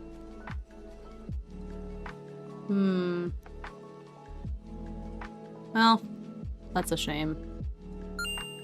To be fair, okay, I will give them the benefit of the doubt that if that was in 2021, that maybe they just didn't understand, because that was definitely before all of the conversations. Like, I think pre-2022, I can be a little more forgiving, and it certainly doesn't use it now, so, okay. I guess that is a little bit hardening to do. Because I definitely used a teensy bit of AI around 2021, 2022 as well, because I didn't understand how harmful it was, you know? And it was mostly just me testing it out, mostly with like translating stuff between English and Japanese to see how well it worked more than anything else. I'm trying to learn to use it as a tool for work, but I need to know enough about whatever I'm doing to make sure it's not wrong. Tried to use it just as a substitute to keep track of creative ideas, and honestly just felt like I was being glazed for having basic thoughts, right? Hi, Zoran! I think before Gen AI became a thing, there were websites like Art Breeder that were making rounds as a curiosity. Yeah, there were apps like the beauty cam apps and stuff that used AI, but it wasn't really in the way that it's used now, and I don't think people really understood. Yeah, the broad application of the term AI has kind of been intentionally or not misleading in putting everything under the same umbrella, which lets people who are selling modern AI retroactively say, look, that's AI too, and you don't mind with that. Yeah, that's tough. I also remember when chatbots were like toys rather than something you genuinely ask for medical advice. Yeah. When AI became a thing, I did download a version so that I can understand it, but my goodness, what a time. Suck, and it is destructive for your computer. Burns through it like crazy. Yeah. At least then, if it's on your own machine, it's less of an environmental thing, but yeah, that's...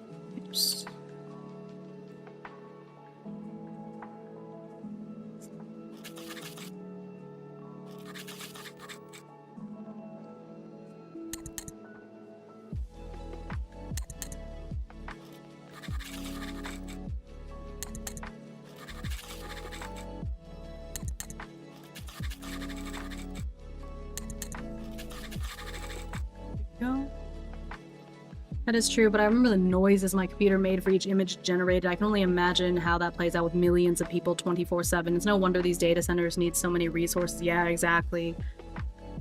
Yeah.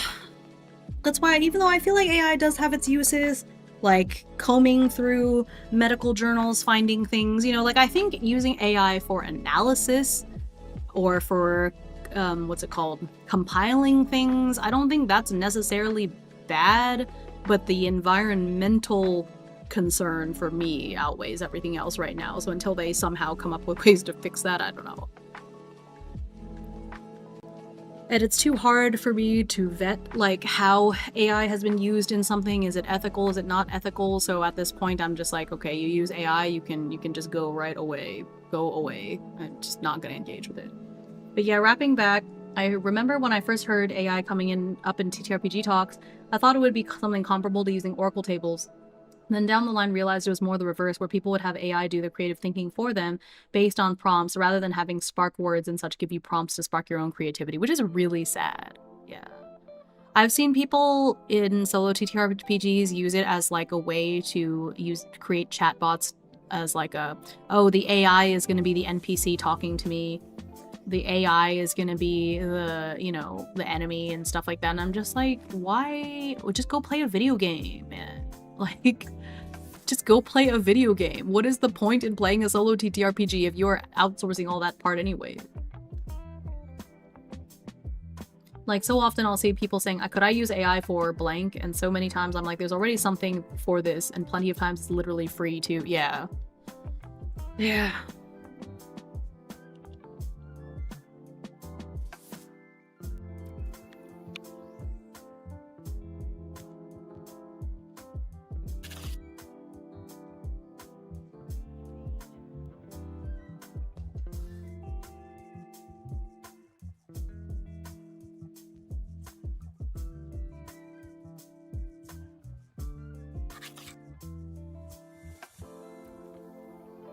This is just because I keep track of it in other places, so I think I'm just going to show this.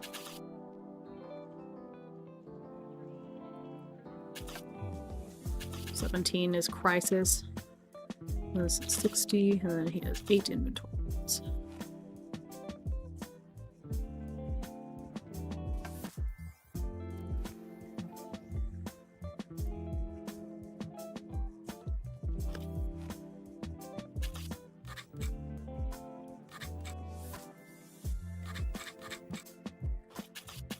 See, there's the thing. I wrote in here that he is level 7, and it did not save what when I edited his character sheet last time. So the new skill that he got from hitting level 7 is not here. That's so annoying. That's why we have to switch this PDF. We have to stop using this PDF. It just eats my information. I think they all leveled up to level 7, and then, so I think they're all at 0 points. Let me double check. Did any of them save properly? God. Orion saved.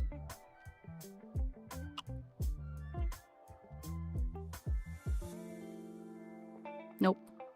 Yeah, all of them hit level 7 and it did not save any of it. That's great. I love that for me. That's so annoying. Okay, I'll have to look at it again. Okay. Yeah, so actually he's at 0. I believe it's at 0 because they got 5 EXP because we used 5. Yeah. So they're all at 0 out of 10 and they hit level 7.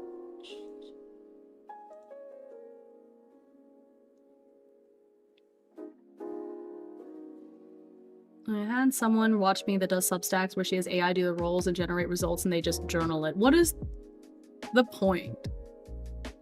Like using AI to generate NPC names. Yeah, a fantasy name generator exists for a reason. It's all solo TTRPG stuff and defeats the purpose. It took 30 years to go from building room-sized computers to the personal computer. I will probably check in to see if they finally got to the point where they could scale without taking the power and water usage of a town with 35,000 people. Yeah, right. How do you make character sheets editable inside of Obsidian? There is a plugin that I use for PDFs called... I don't remember. Nope, that's not what I want. Let me open the settings.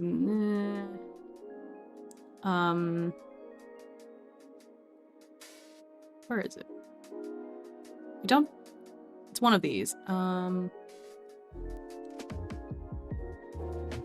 Maybe I don't use it anymore. Omni search. It's a oh, maybe I don't have it. Hang on. It is a plugin. It's the best answer is that it is a plugin.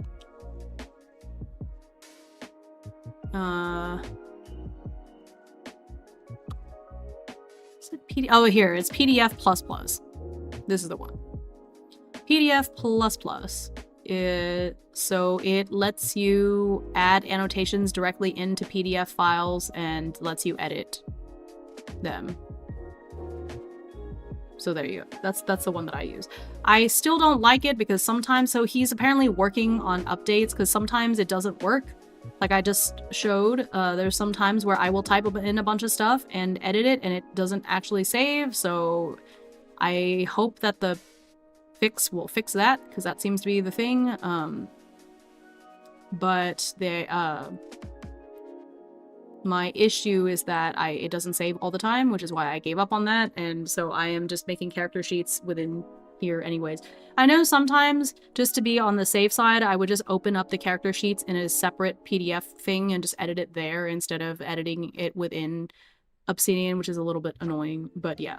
That's what I did, was I used PDF++. It just, there every now and then it doesn't save properly. So I just prefer to recreate the character sheet in Obsidian instead, which is what I'm doing right now. I was using Excalidraw just right over them. Oh, that's smart. You do that too, yeah.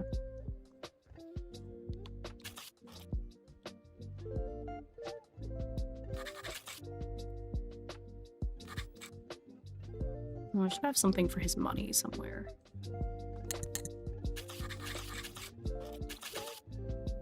Ooh, did we roll for loot? I didn't get any loot from that monster last time, actually. I should make a note. Or maybe we could... It's okay. I don't want to do it during a non-Fabula Ultima stream, but I'll look it up later.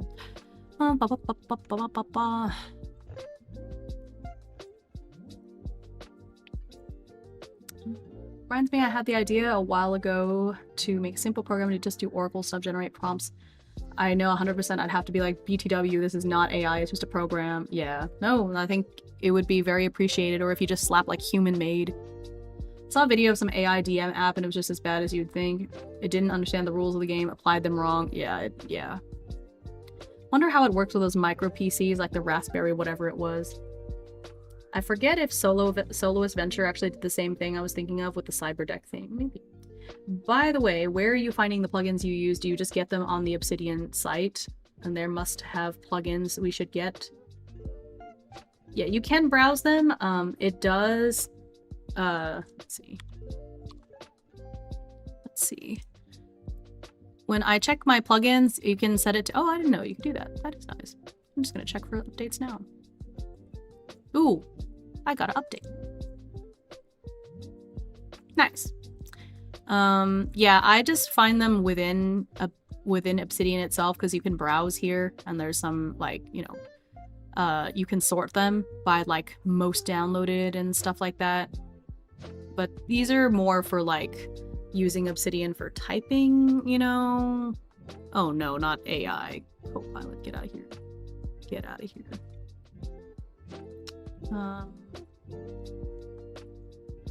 But yeah, I really like... Excalidraw is pretty nice too. Templater, I really like. Advanced tables, style settings, iconize, so these are ones that I already have installed.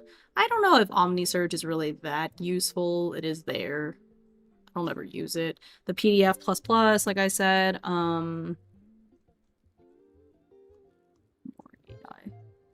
Oh, Hider. I have this turned on so that there's certain parts of the UI that I don't want showing just for like aesthetics. But then there's oops. So Solo RPG Toolkit is the really important one. What is this? Oh, Lone Log. That is cool. So I remember seeing somebody, was it Alex T, I think, that posted about this, like, special, how do I put it, like, symbology and stuff for solo TTRPGs. That's cool that it's been added into here as well. That's neat. Entity tags. Oh. Wait, this is really nice. Let's see what it looks like.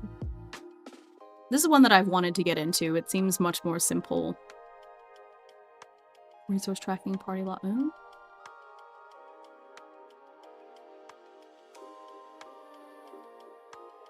Then what does it look like after? I wish I could see it. Neat. Yeah, Lone Log, I haven't done a lot of... I haven't looked into it super closely, but that's really cool that they already have a plugin for it. Are there plugins you recommend? Yes, I have a whole video about like my top plugins that I like. So they're linked, so you don't have to watch the whole video, but if you just go into the description for the video, I list out the ones that I really like. But definitely you need Solo RPG Toolkit. That is yep. What is this? Solo role-playing game engine. Oh, it's a one-page system. I see. That's neat. I don't use it, but that's neat. Solo RPG Toolkit has most of what I use. So it has a dice roller. You can add decks of cards. So I have like Oracle decks and Tarot decks that I've added into it. The random generators, which you can add your own. So you can do your custom tables. So when I'm playing a game that has like a weather table, I'll show you that in a second. But yeah, you can create all of these really cool tables yourself. Very, very nice. Dynamic counters, the progress trackers, the clocks. I have all of that. So most of the stuff you see me typing in here, that's from the Solo RPG Toolkit. Advanced tables is nice. I have automatic table of contents, but that's more for like my own writing stuff. The better export PDF is nice. Call out manager, so you can make new call outs, change the colors on them. It's really, really nice. I downloaded Obsidian just because of you in this stream, so excited. Yay! Yeah, I love Obsidian. Another one. We got another one, folks.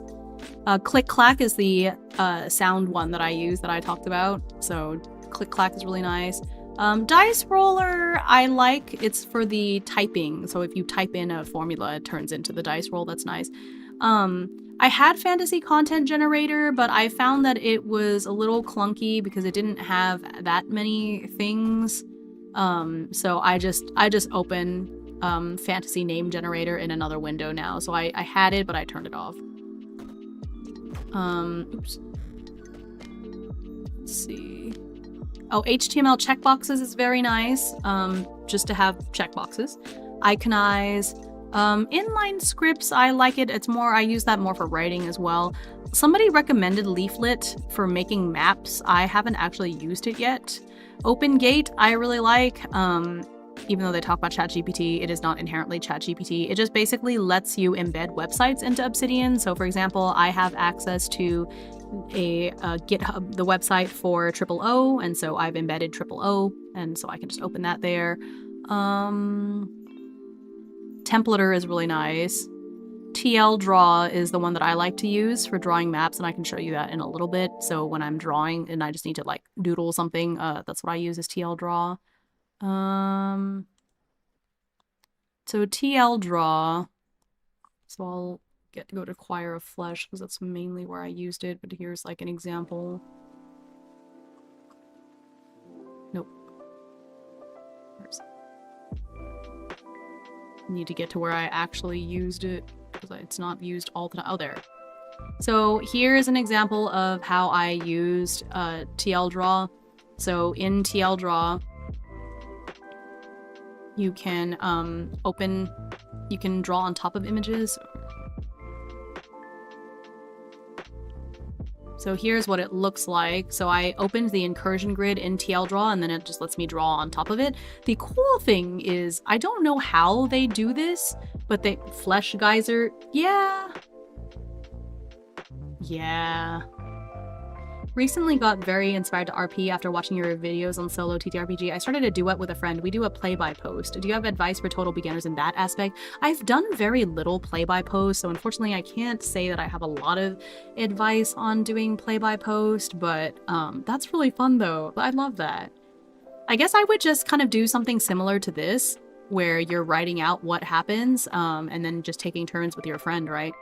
I would make sure you can keep track of the dice rolls as best as you can. Okay, hang on. I need to be right back. I'm going to take a quick bio break because it's been about 2 hours. Oh gosh. London Raid. Thank you. Hi, London. I hope you had a great stream. Hang on. I have a thing. Do this before our bio break. Hee hee. Speaking of play-by-post, yeah. Somebody on YouTube was talking about play-by-post.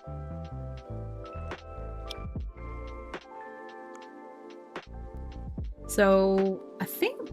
London, have you done a video about play-by-post? I'm not sure. Oh, you have a 2 to 3 hour stream on play-by-post. There you go, yeah. So, Usama, that's definitely a place you can go if you want to see a little bit more about play-by-post, but I linked it on YouTube as well. Yeah, I have very little experience with play-by-post except for my time doing live journal roleplay when I was like a teenager. But I love that you're playing with your friend because duets are really, really fun. Okay, with that, I'm going to take my bio break. I will be right back.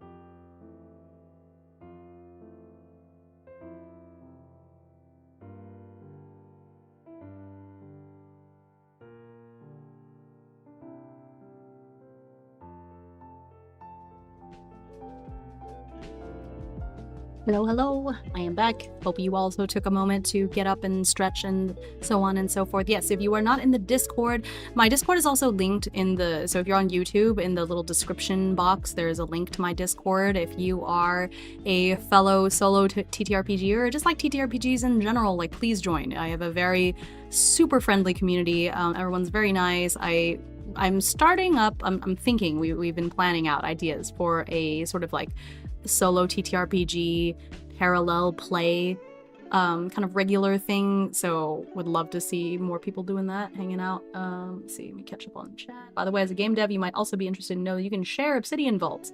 They're essentially a folder of files. You can zip them up and another person can open a folder as a vault to use. I presume Hime would be okay with me putting a link to the play-by-post stream in the live chat. Yes, please do. Yeah, that way if people know where to get to it. Yes, yes. I don't know how they intend to do it, but Cross Paths is going to create Obsidian support. I don't know if it'll be a plugin. Yeah, that'd really be cool. How do I put this?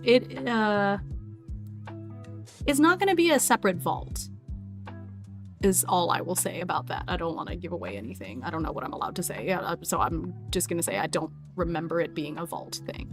I also... Somebody recently did a Obsidian kind of suite for Midnight Muscadines, which I have been asked to look at, so I will be doing a video on that very, very soon, like in the next couple of days, kind of soon. I'm excited, because I love playing Midnight Muscadines, but I do like playing it analog, though, so I think it'll be nice for other people to have a look at it and see different possibilities, but probably won't be using it too much myself. Oh, Kai is here. Hi, Kai. How does Kai only have 71 check-ins? That's wild. Oh, and there's London with the 145 check-ins. Holy crap. Time for me to take over while that burb is gone. Oh my gosh. Not the dog taking over my channel. I've been assimilated in the Obsidian collective. Resistance didn't even happen. It's because Obsidian is so wonderful and it's easy because it's free. Oh my gosh. It's an ear trumpet. Thank you so much. Oh, thank you, thank you. Hang on, individual, make sure I get the right points and stuff for that. Yeah, 6 points and 9 minutes.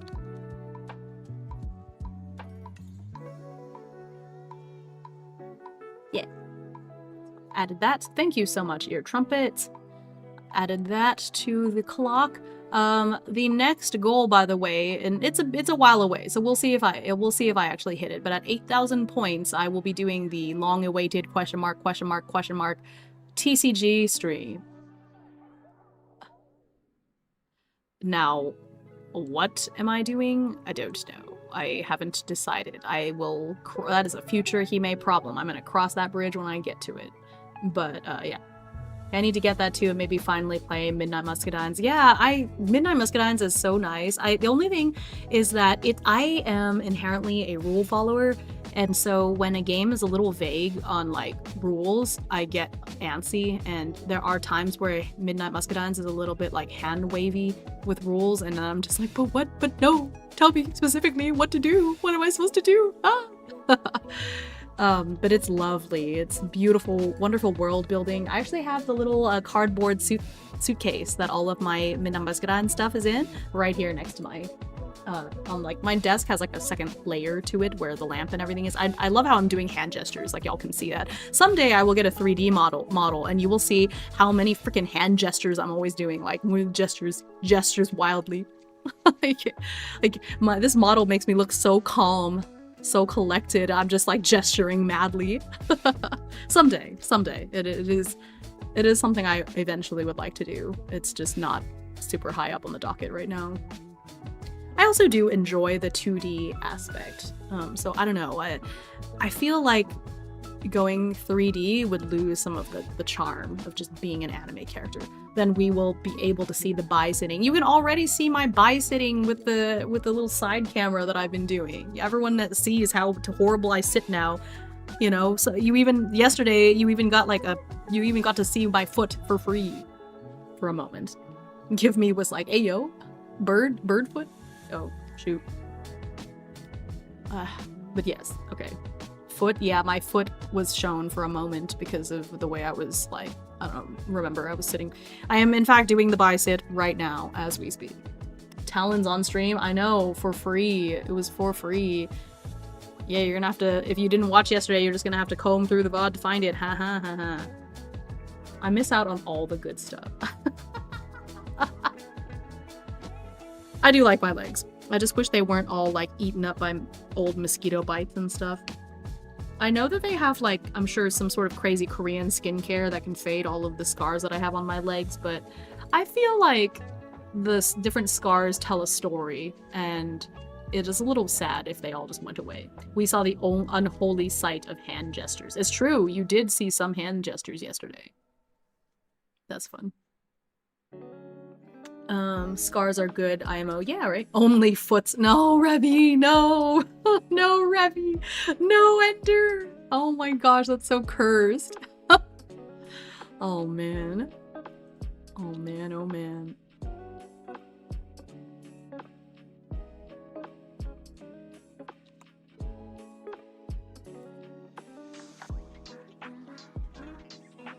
Ooh.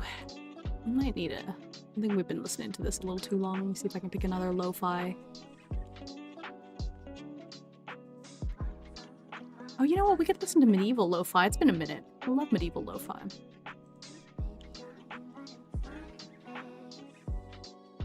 It's my medieval lo-fi thing.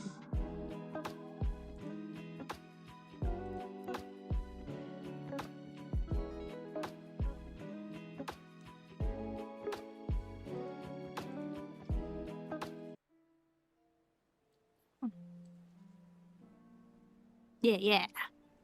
Okay. So now we get to this part.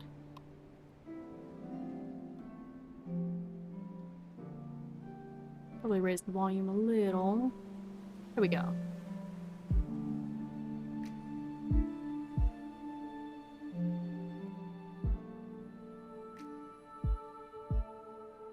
Okay. All right. Let's have a look at this again.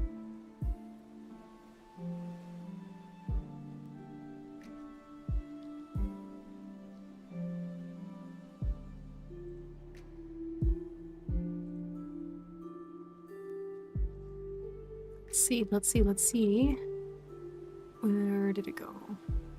I was thinking that, speaking of play-by-post, I was thinking that doing a play-by-post for help piercers might be really fun. But yeah, so this is the, I got a little distracted, but this was TL draw, so you can have images as like a background and you can just draw on top of it. And the cool thing about this is that this whole thing is actually an MD file. So even if for some reason you uninstall this plugin or you want to share this with someone, it is saved as an MD file. They somehow use code to implement all of the little brush strokes and stuff that you did, so it is yeah, it's pretty crazy. I don't know how they did it, but that is a thing. Yeah, so those are my, I want to do, or I'm planning out, haven't done yet, but I want to do another Obsidian video on YouTube at some point where I go over some other plugins, because since I created my first video, I have come across other plugins that are integral to my process now.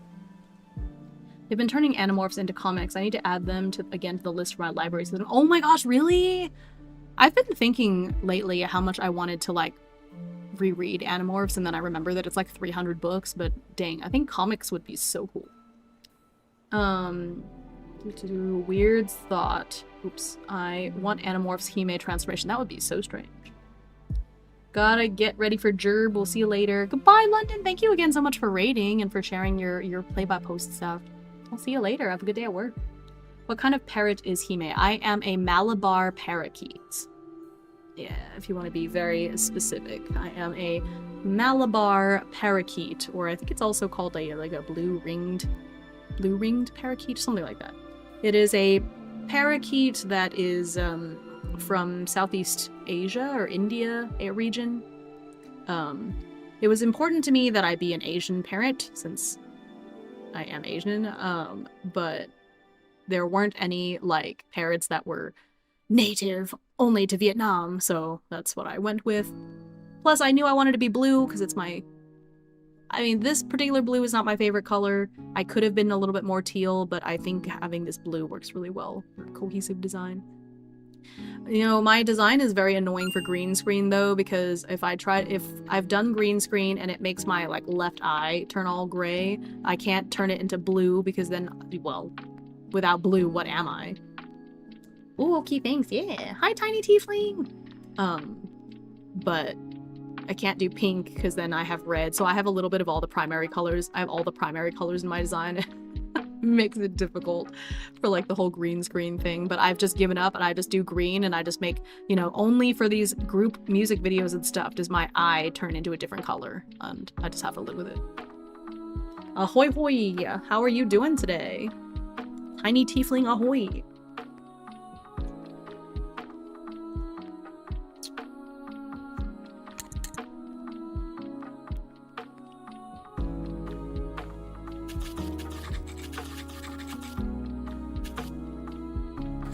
Explore list 6.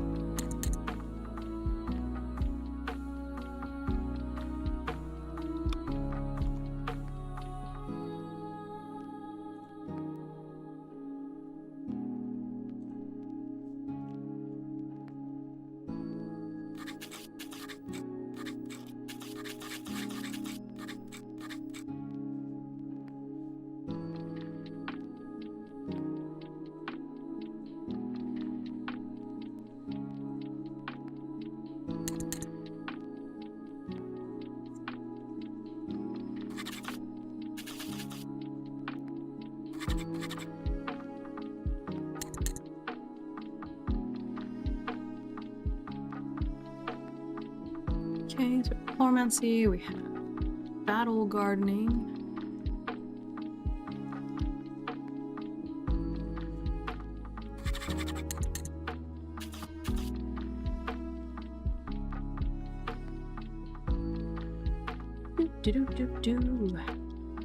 And then I think I got one other skill last time when I leveled up and it was supposed to level up and I didn't save it in the files, and I'm gonna open up the Fabula Ultima thing, but I gave him that one skill that lets you like get rid of a Magiseed, I think, or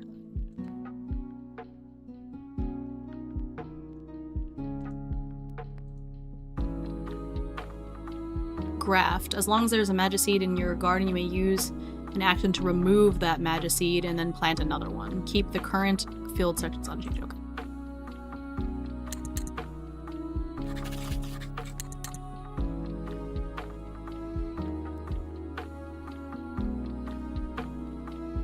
Okay. Cool, cool, cool, cool.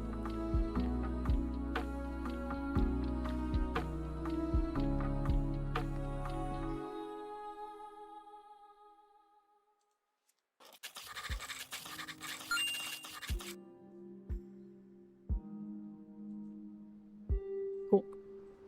I say.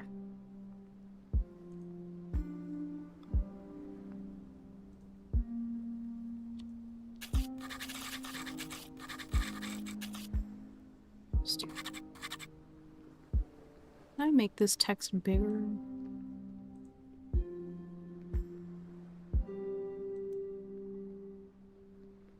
No. Yeah, okay.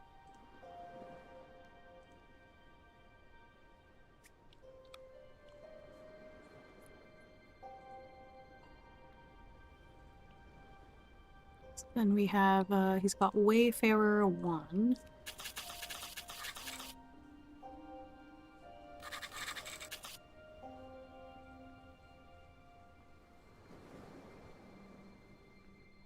Okay.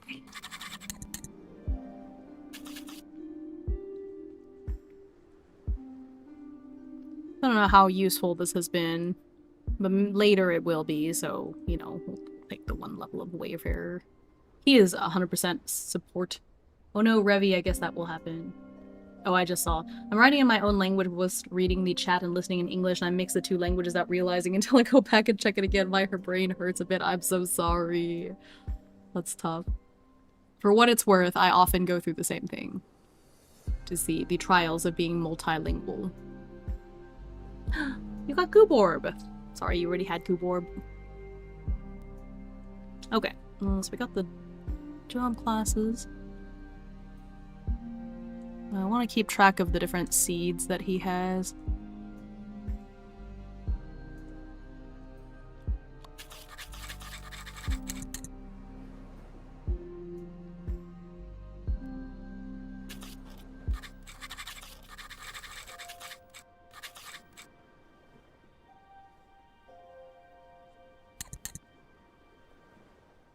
So then this is for the growth clock effect.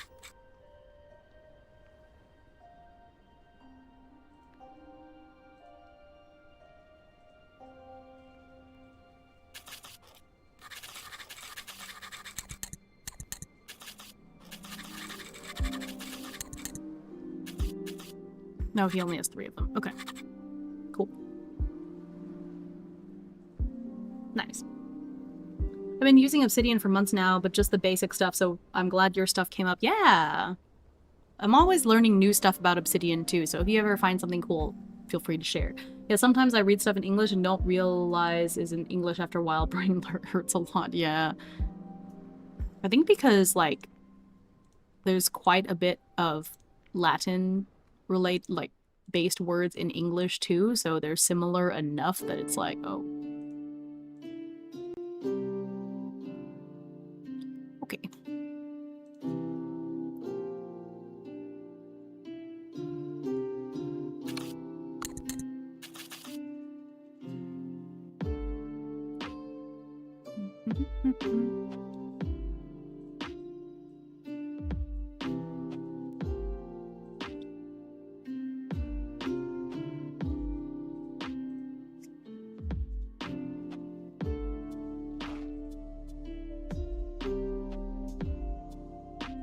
Ooh. I'm glad this came up. Hime, I need to head to bed. Have fun with the stream. Thank you, Kichin. It's so good to see you. Catch you later. I'm glad this came up too. My brain is buzzing, and during the break I was listening to YouTube overview and just downloading like crazy. Yeah, there's so many cool things. I just love Obsidian. It was funny because I went to visit my brother recently and he was like, oh, I've been thinking about using Obsidian to organize my like medical notes and stuff. Do you know anything about Obsidian? Have you used that app before?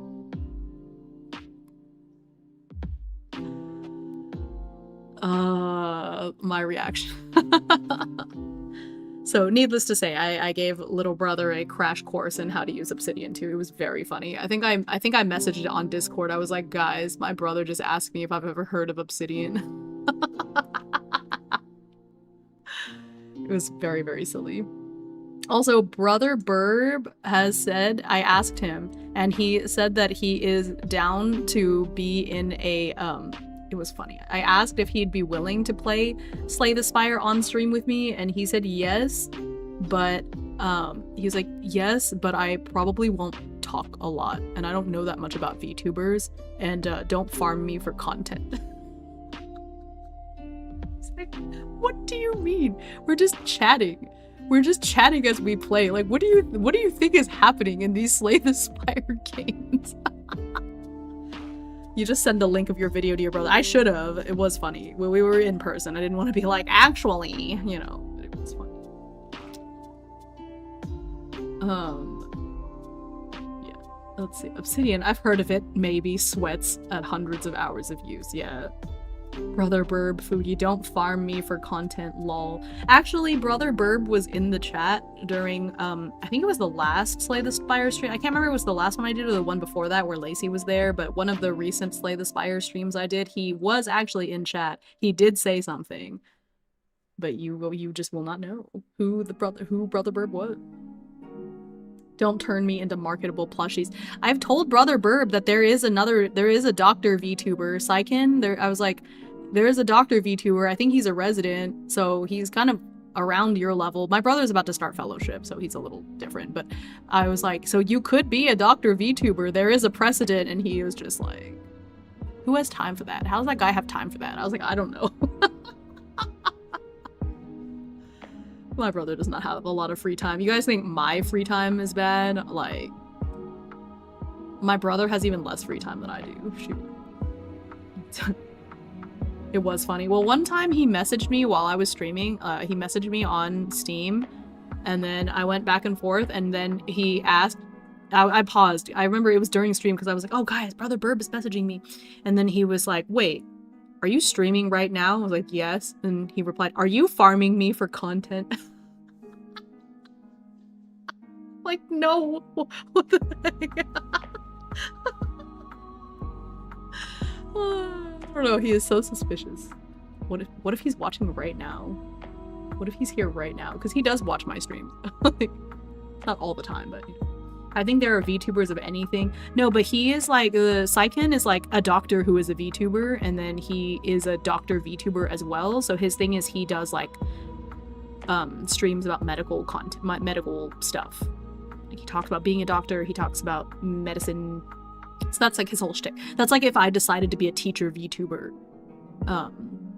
which I'm joining, or I'm in a group of other teacher VTubers at this point, so who I may start doing math videos more likely than you would think.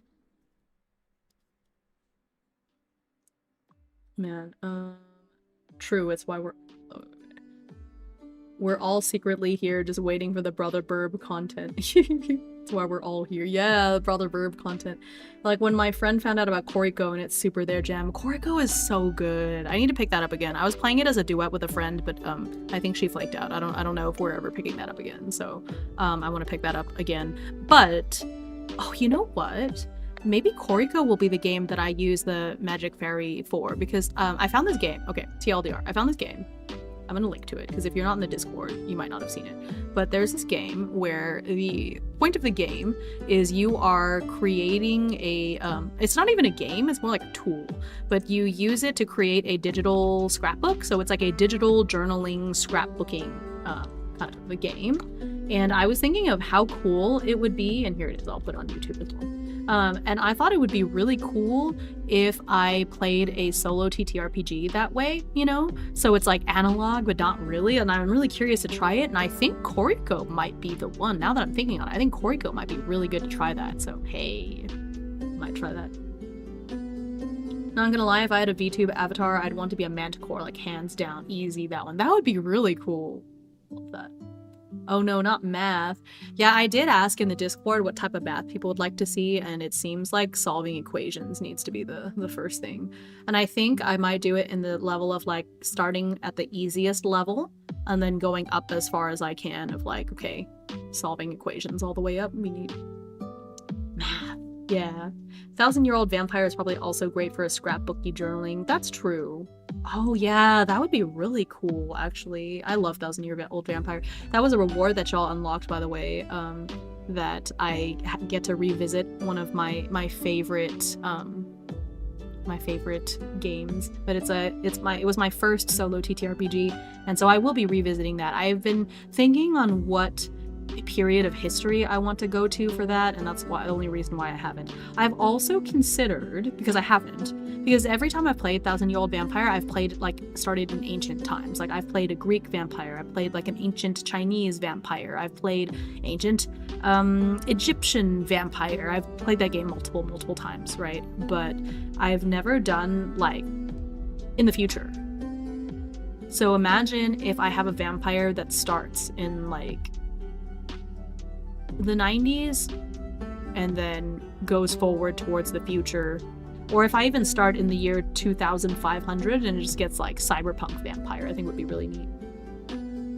I've had it for a good long minute, but I haven't actually played it yet. Okay, well now I want to move that up in my stream log, because it's a wonderful game. And if you like solo TTRPGs and you've never played it, it's such a beautiful, meaningful experience, you know? I thought of all the potential to go into the future with it going cyberpunk, so you can start in 1900 and still end up in the future. That's true. But then I think that if I go into the future and it's still close enough to reality, to like current times, I might not like it as much. So I think it'd be more fun to start in just start in the year 2500, and I'm just going to assume that we have all this crazy technology and then just go forward from there, you know? Might be fun. I really hope my GM lets the party fight a demon lord in Fabula Ultima. Ooh, what is it about the demon lord that you're excited about? I'm curious to know.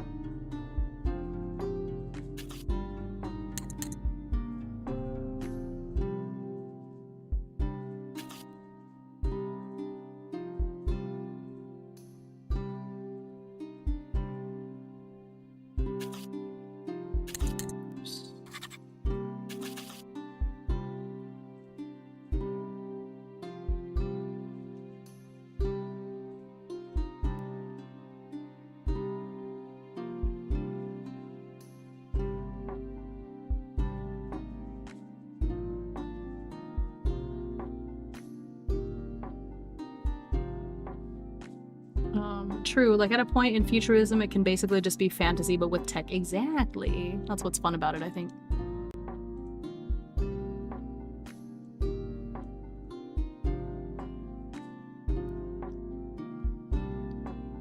Well, I think that's all I need for Kale. I think I'll do the other character sheet when I get to their chapters. So like I'll work on Orion's when I get to Orion's chapter, which I think is the next one anyways. I think Orion. Yeah, Orion's is next. So I'll just work on it then. So that's neat. Cool. So now I can get rid of the PDF, or I'll just put the PDF in there with the images, so it's just like away.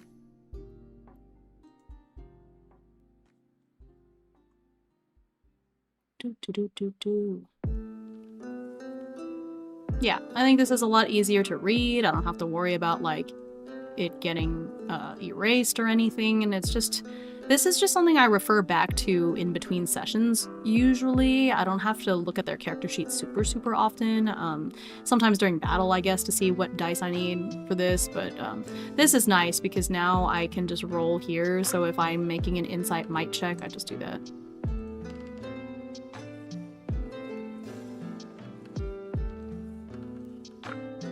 Why is it doing that? So 3-7 is a 10, you know? It's doing this weird thing. But yeah, I think that makes it nice. I wonder if it being in a table is like messing with it. Oh no, there it goes. Yeah, it's been modified externally. No, it's not. Oh, it's because of Dropbox. I think Dropbox is messing with me a little bit. That's okay. Dropbox is syncing it a little bit too quickly. Alright. Well, I think I've achieved what I wanted to. I'm under the impression that the Pandora's box that the party has been carrying may contain some sort of resurrected demon. My character has been really skeptical about it since she's from Earth. That's so much fun! I love that. That'd be neat, yeah, if you open it and then a demon lord comes out or something. That would be super cool. I'm trying to think of, oh yeah, that was when I played the Stygian Library. That was a subscribers only stream. Loa.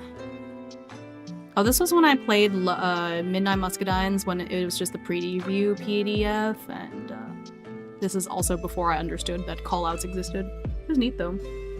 Oh, Archivium. I'm gonna go back to that soon. I miss playing it. I feel like I've played so much Archivium, but if you look at it, it's like just barely been a month in game. I think it's going faster now that I've streamlined some of the day-to-day stuff, but yeah, I love the Archivium so much. Can't wait for 2E. What else is in here? Oh, yeah, so I also, because of Solo RPG Toolkit, let me move myself really quick. Because of Solo RPG Toolkit, you can have custom tables for things, and so I have all of these different tables that I've created for Oracle use. So for example, in Draconim, like the action, insight, mood, I have all of these different tables. So all you have to do to make it into like a roll table is you just make a note, you put each result on a different line, and then you come over to you go over to the Solo RPG Toolkit, and then there's this button. This button, the little, it's underneath the Donothon thing, but it looks like the light bulb, and then you can choose. So I have them in different folders, so that way I have it separated by game. You can't see the drop down, unfortunately, in the way that this is like shared on Obsidian, but there is a drop down that lets me select like which games oracles I'm trying to use. And then, so let's say we're doing Draconim, and then here's the night stillness, so then it just generates one from there. A moth the size of a child lands near your camp. It simply waits. So much stuff. That's so cool. I don't know, Ash's brain astounds and terrifies me. Let me put it that way. Both Ash and Alex T are like, I don't know how they come up with all this stuff.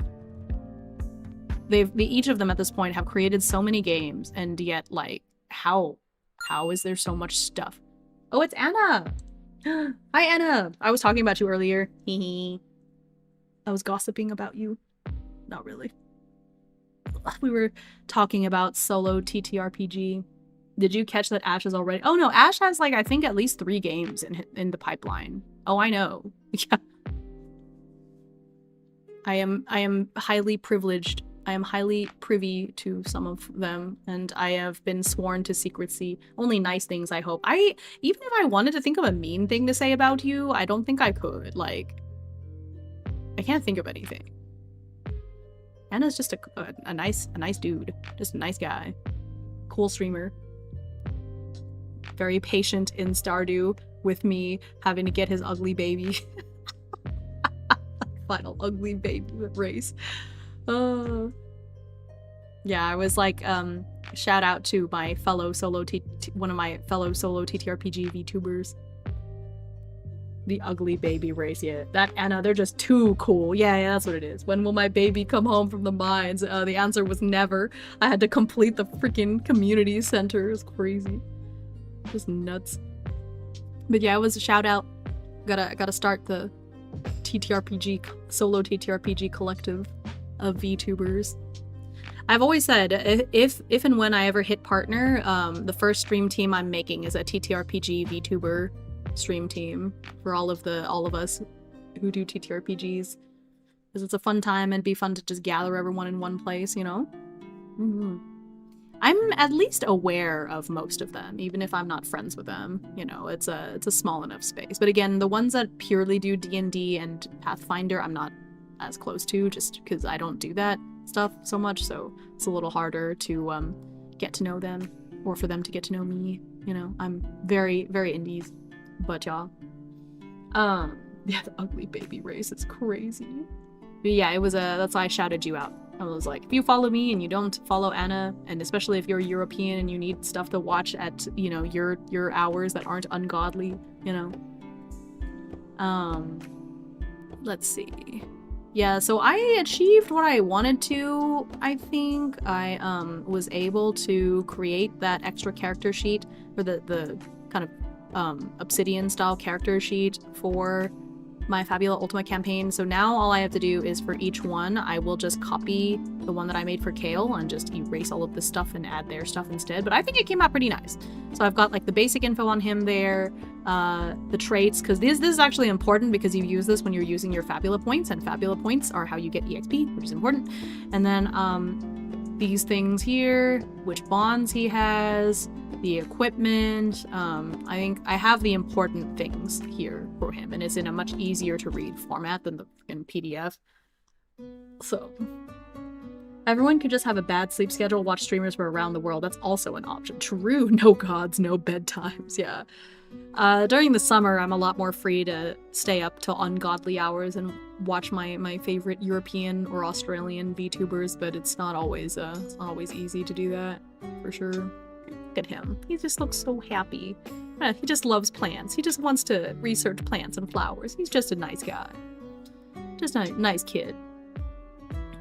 And well, I guess by the end of this time, at the end of the time skip, he's gonna be 25, so we're working our way up. We're working our way to it. Yeah, it'd be fun to compile this into like an easy to read format. I might periodically put the chapters together and put them up for like a I don't know if Fourth Wall lets you do pay what you want. That would be nice, where it's like you could download it for free, or if you want to chip in a couple of bucks, that would be nice. We'll see, because I know you can put digital stuff on Fourth Wall, and I've been thinking of trying to put more of my things on Fourth Wall, so all of my quote-unquote merch and downloadables and stuff are in one place, because I have so many itch accounts. I don't want to make another one just for like my VTubing aspect, but I also don't want to put all the VTuber stuff on Meridian Inkwell either. It's tough. It is tough. And I also don't want to use my personal itch account, because then I will dox myself, so tricky. Would you recommend Fabula Ultima? I'm keeping an eye on it since a few years, but still hesitate to buy it. Fabula Ultima is probably my favorite group system. Yeah, I would highly recommend it. I play it solo a lot. It's a wonderful book, and the different atlases they have, at the very least, are really inspirational. I really like them. Also, hi Layla. That's cute.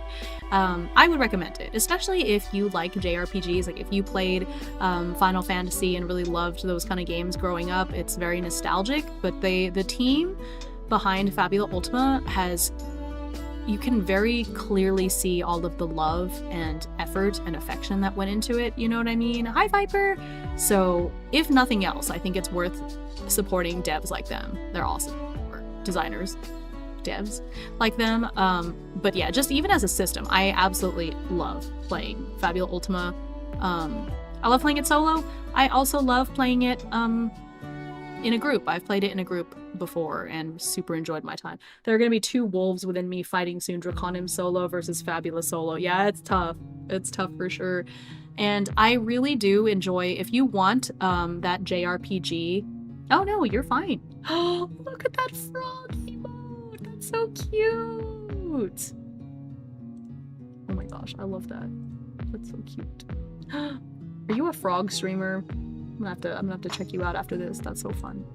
That's so cute. I love frogs. I love them. I love them so much. Anyways, so if you like, maybe I am, yeah. If you like Fire Emblem and stuff, if you've never heard of Legends of Akaroth, I would also really recommend. Legends of Akaroth is also nice because you can play it solo. It has native solo like stuff. Because the thing with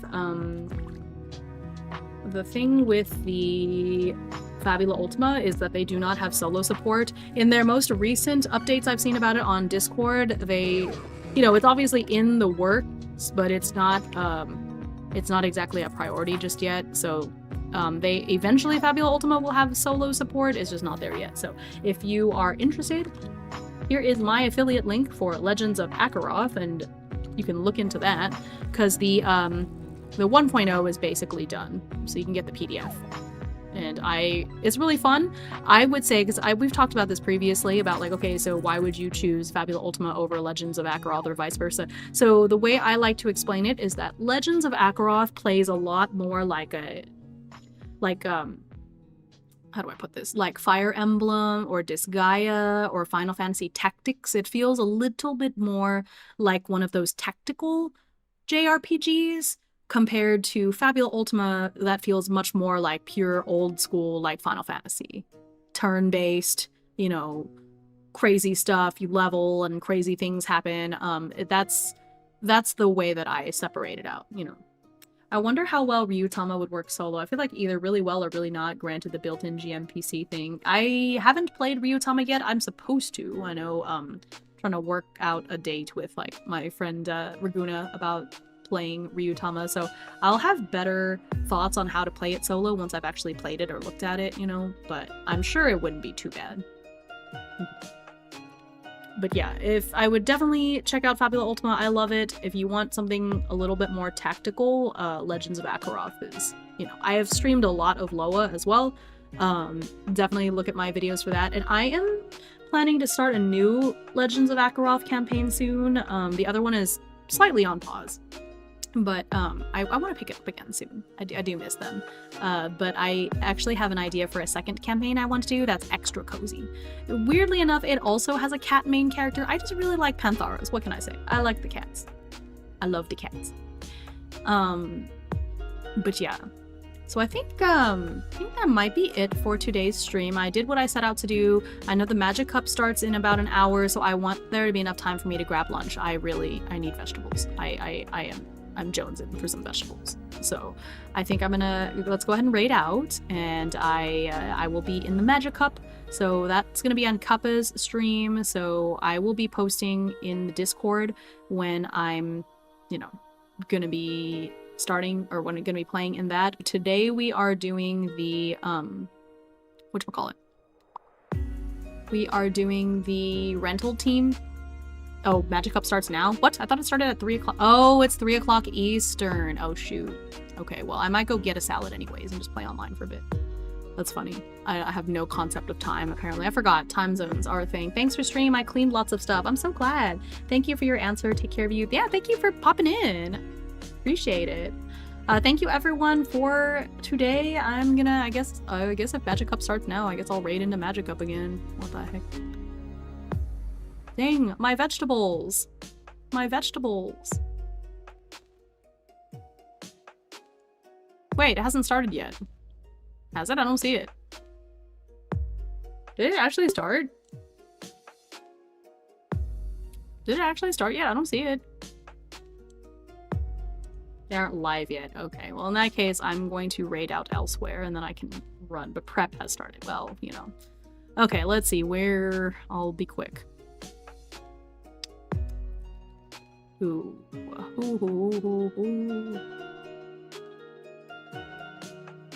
That is tough, man.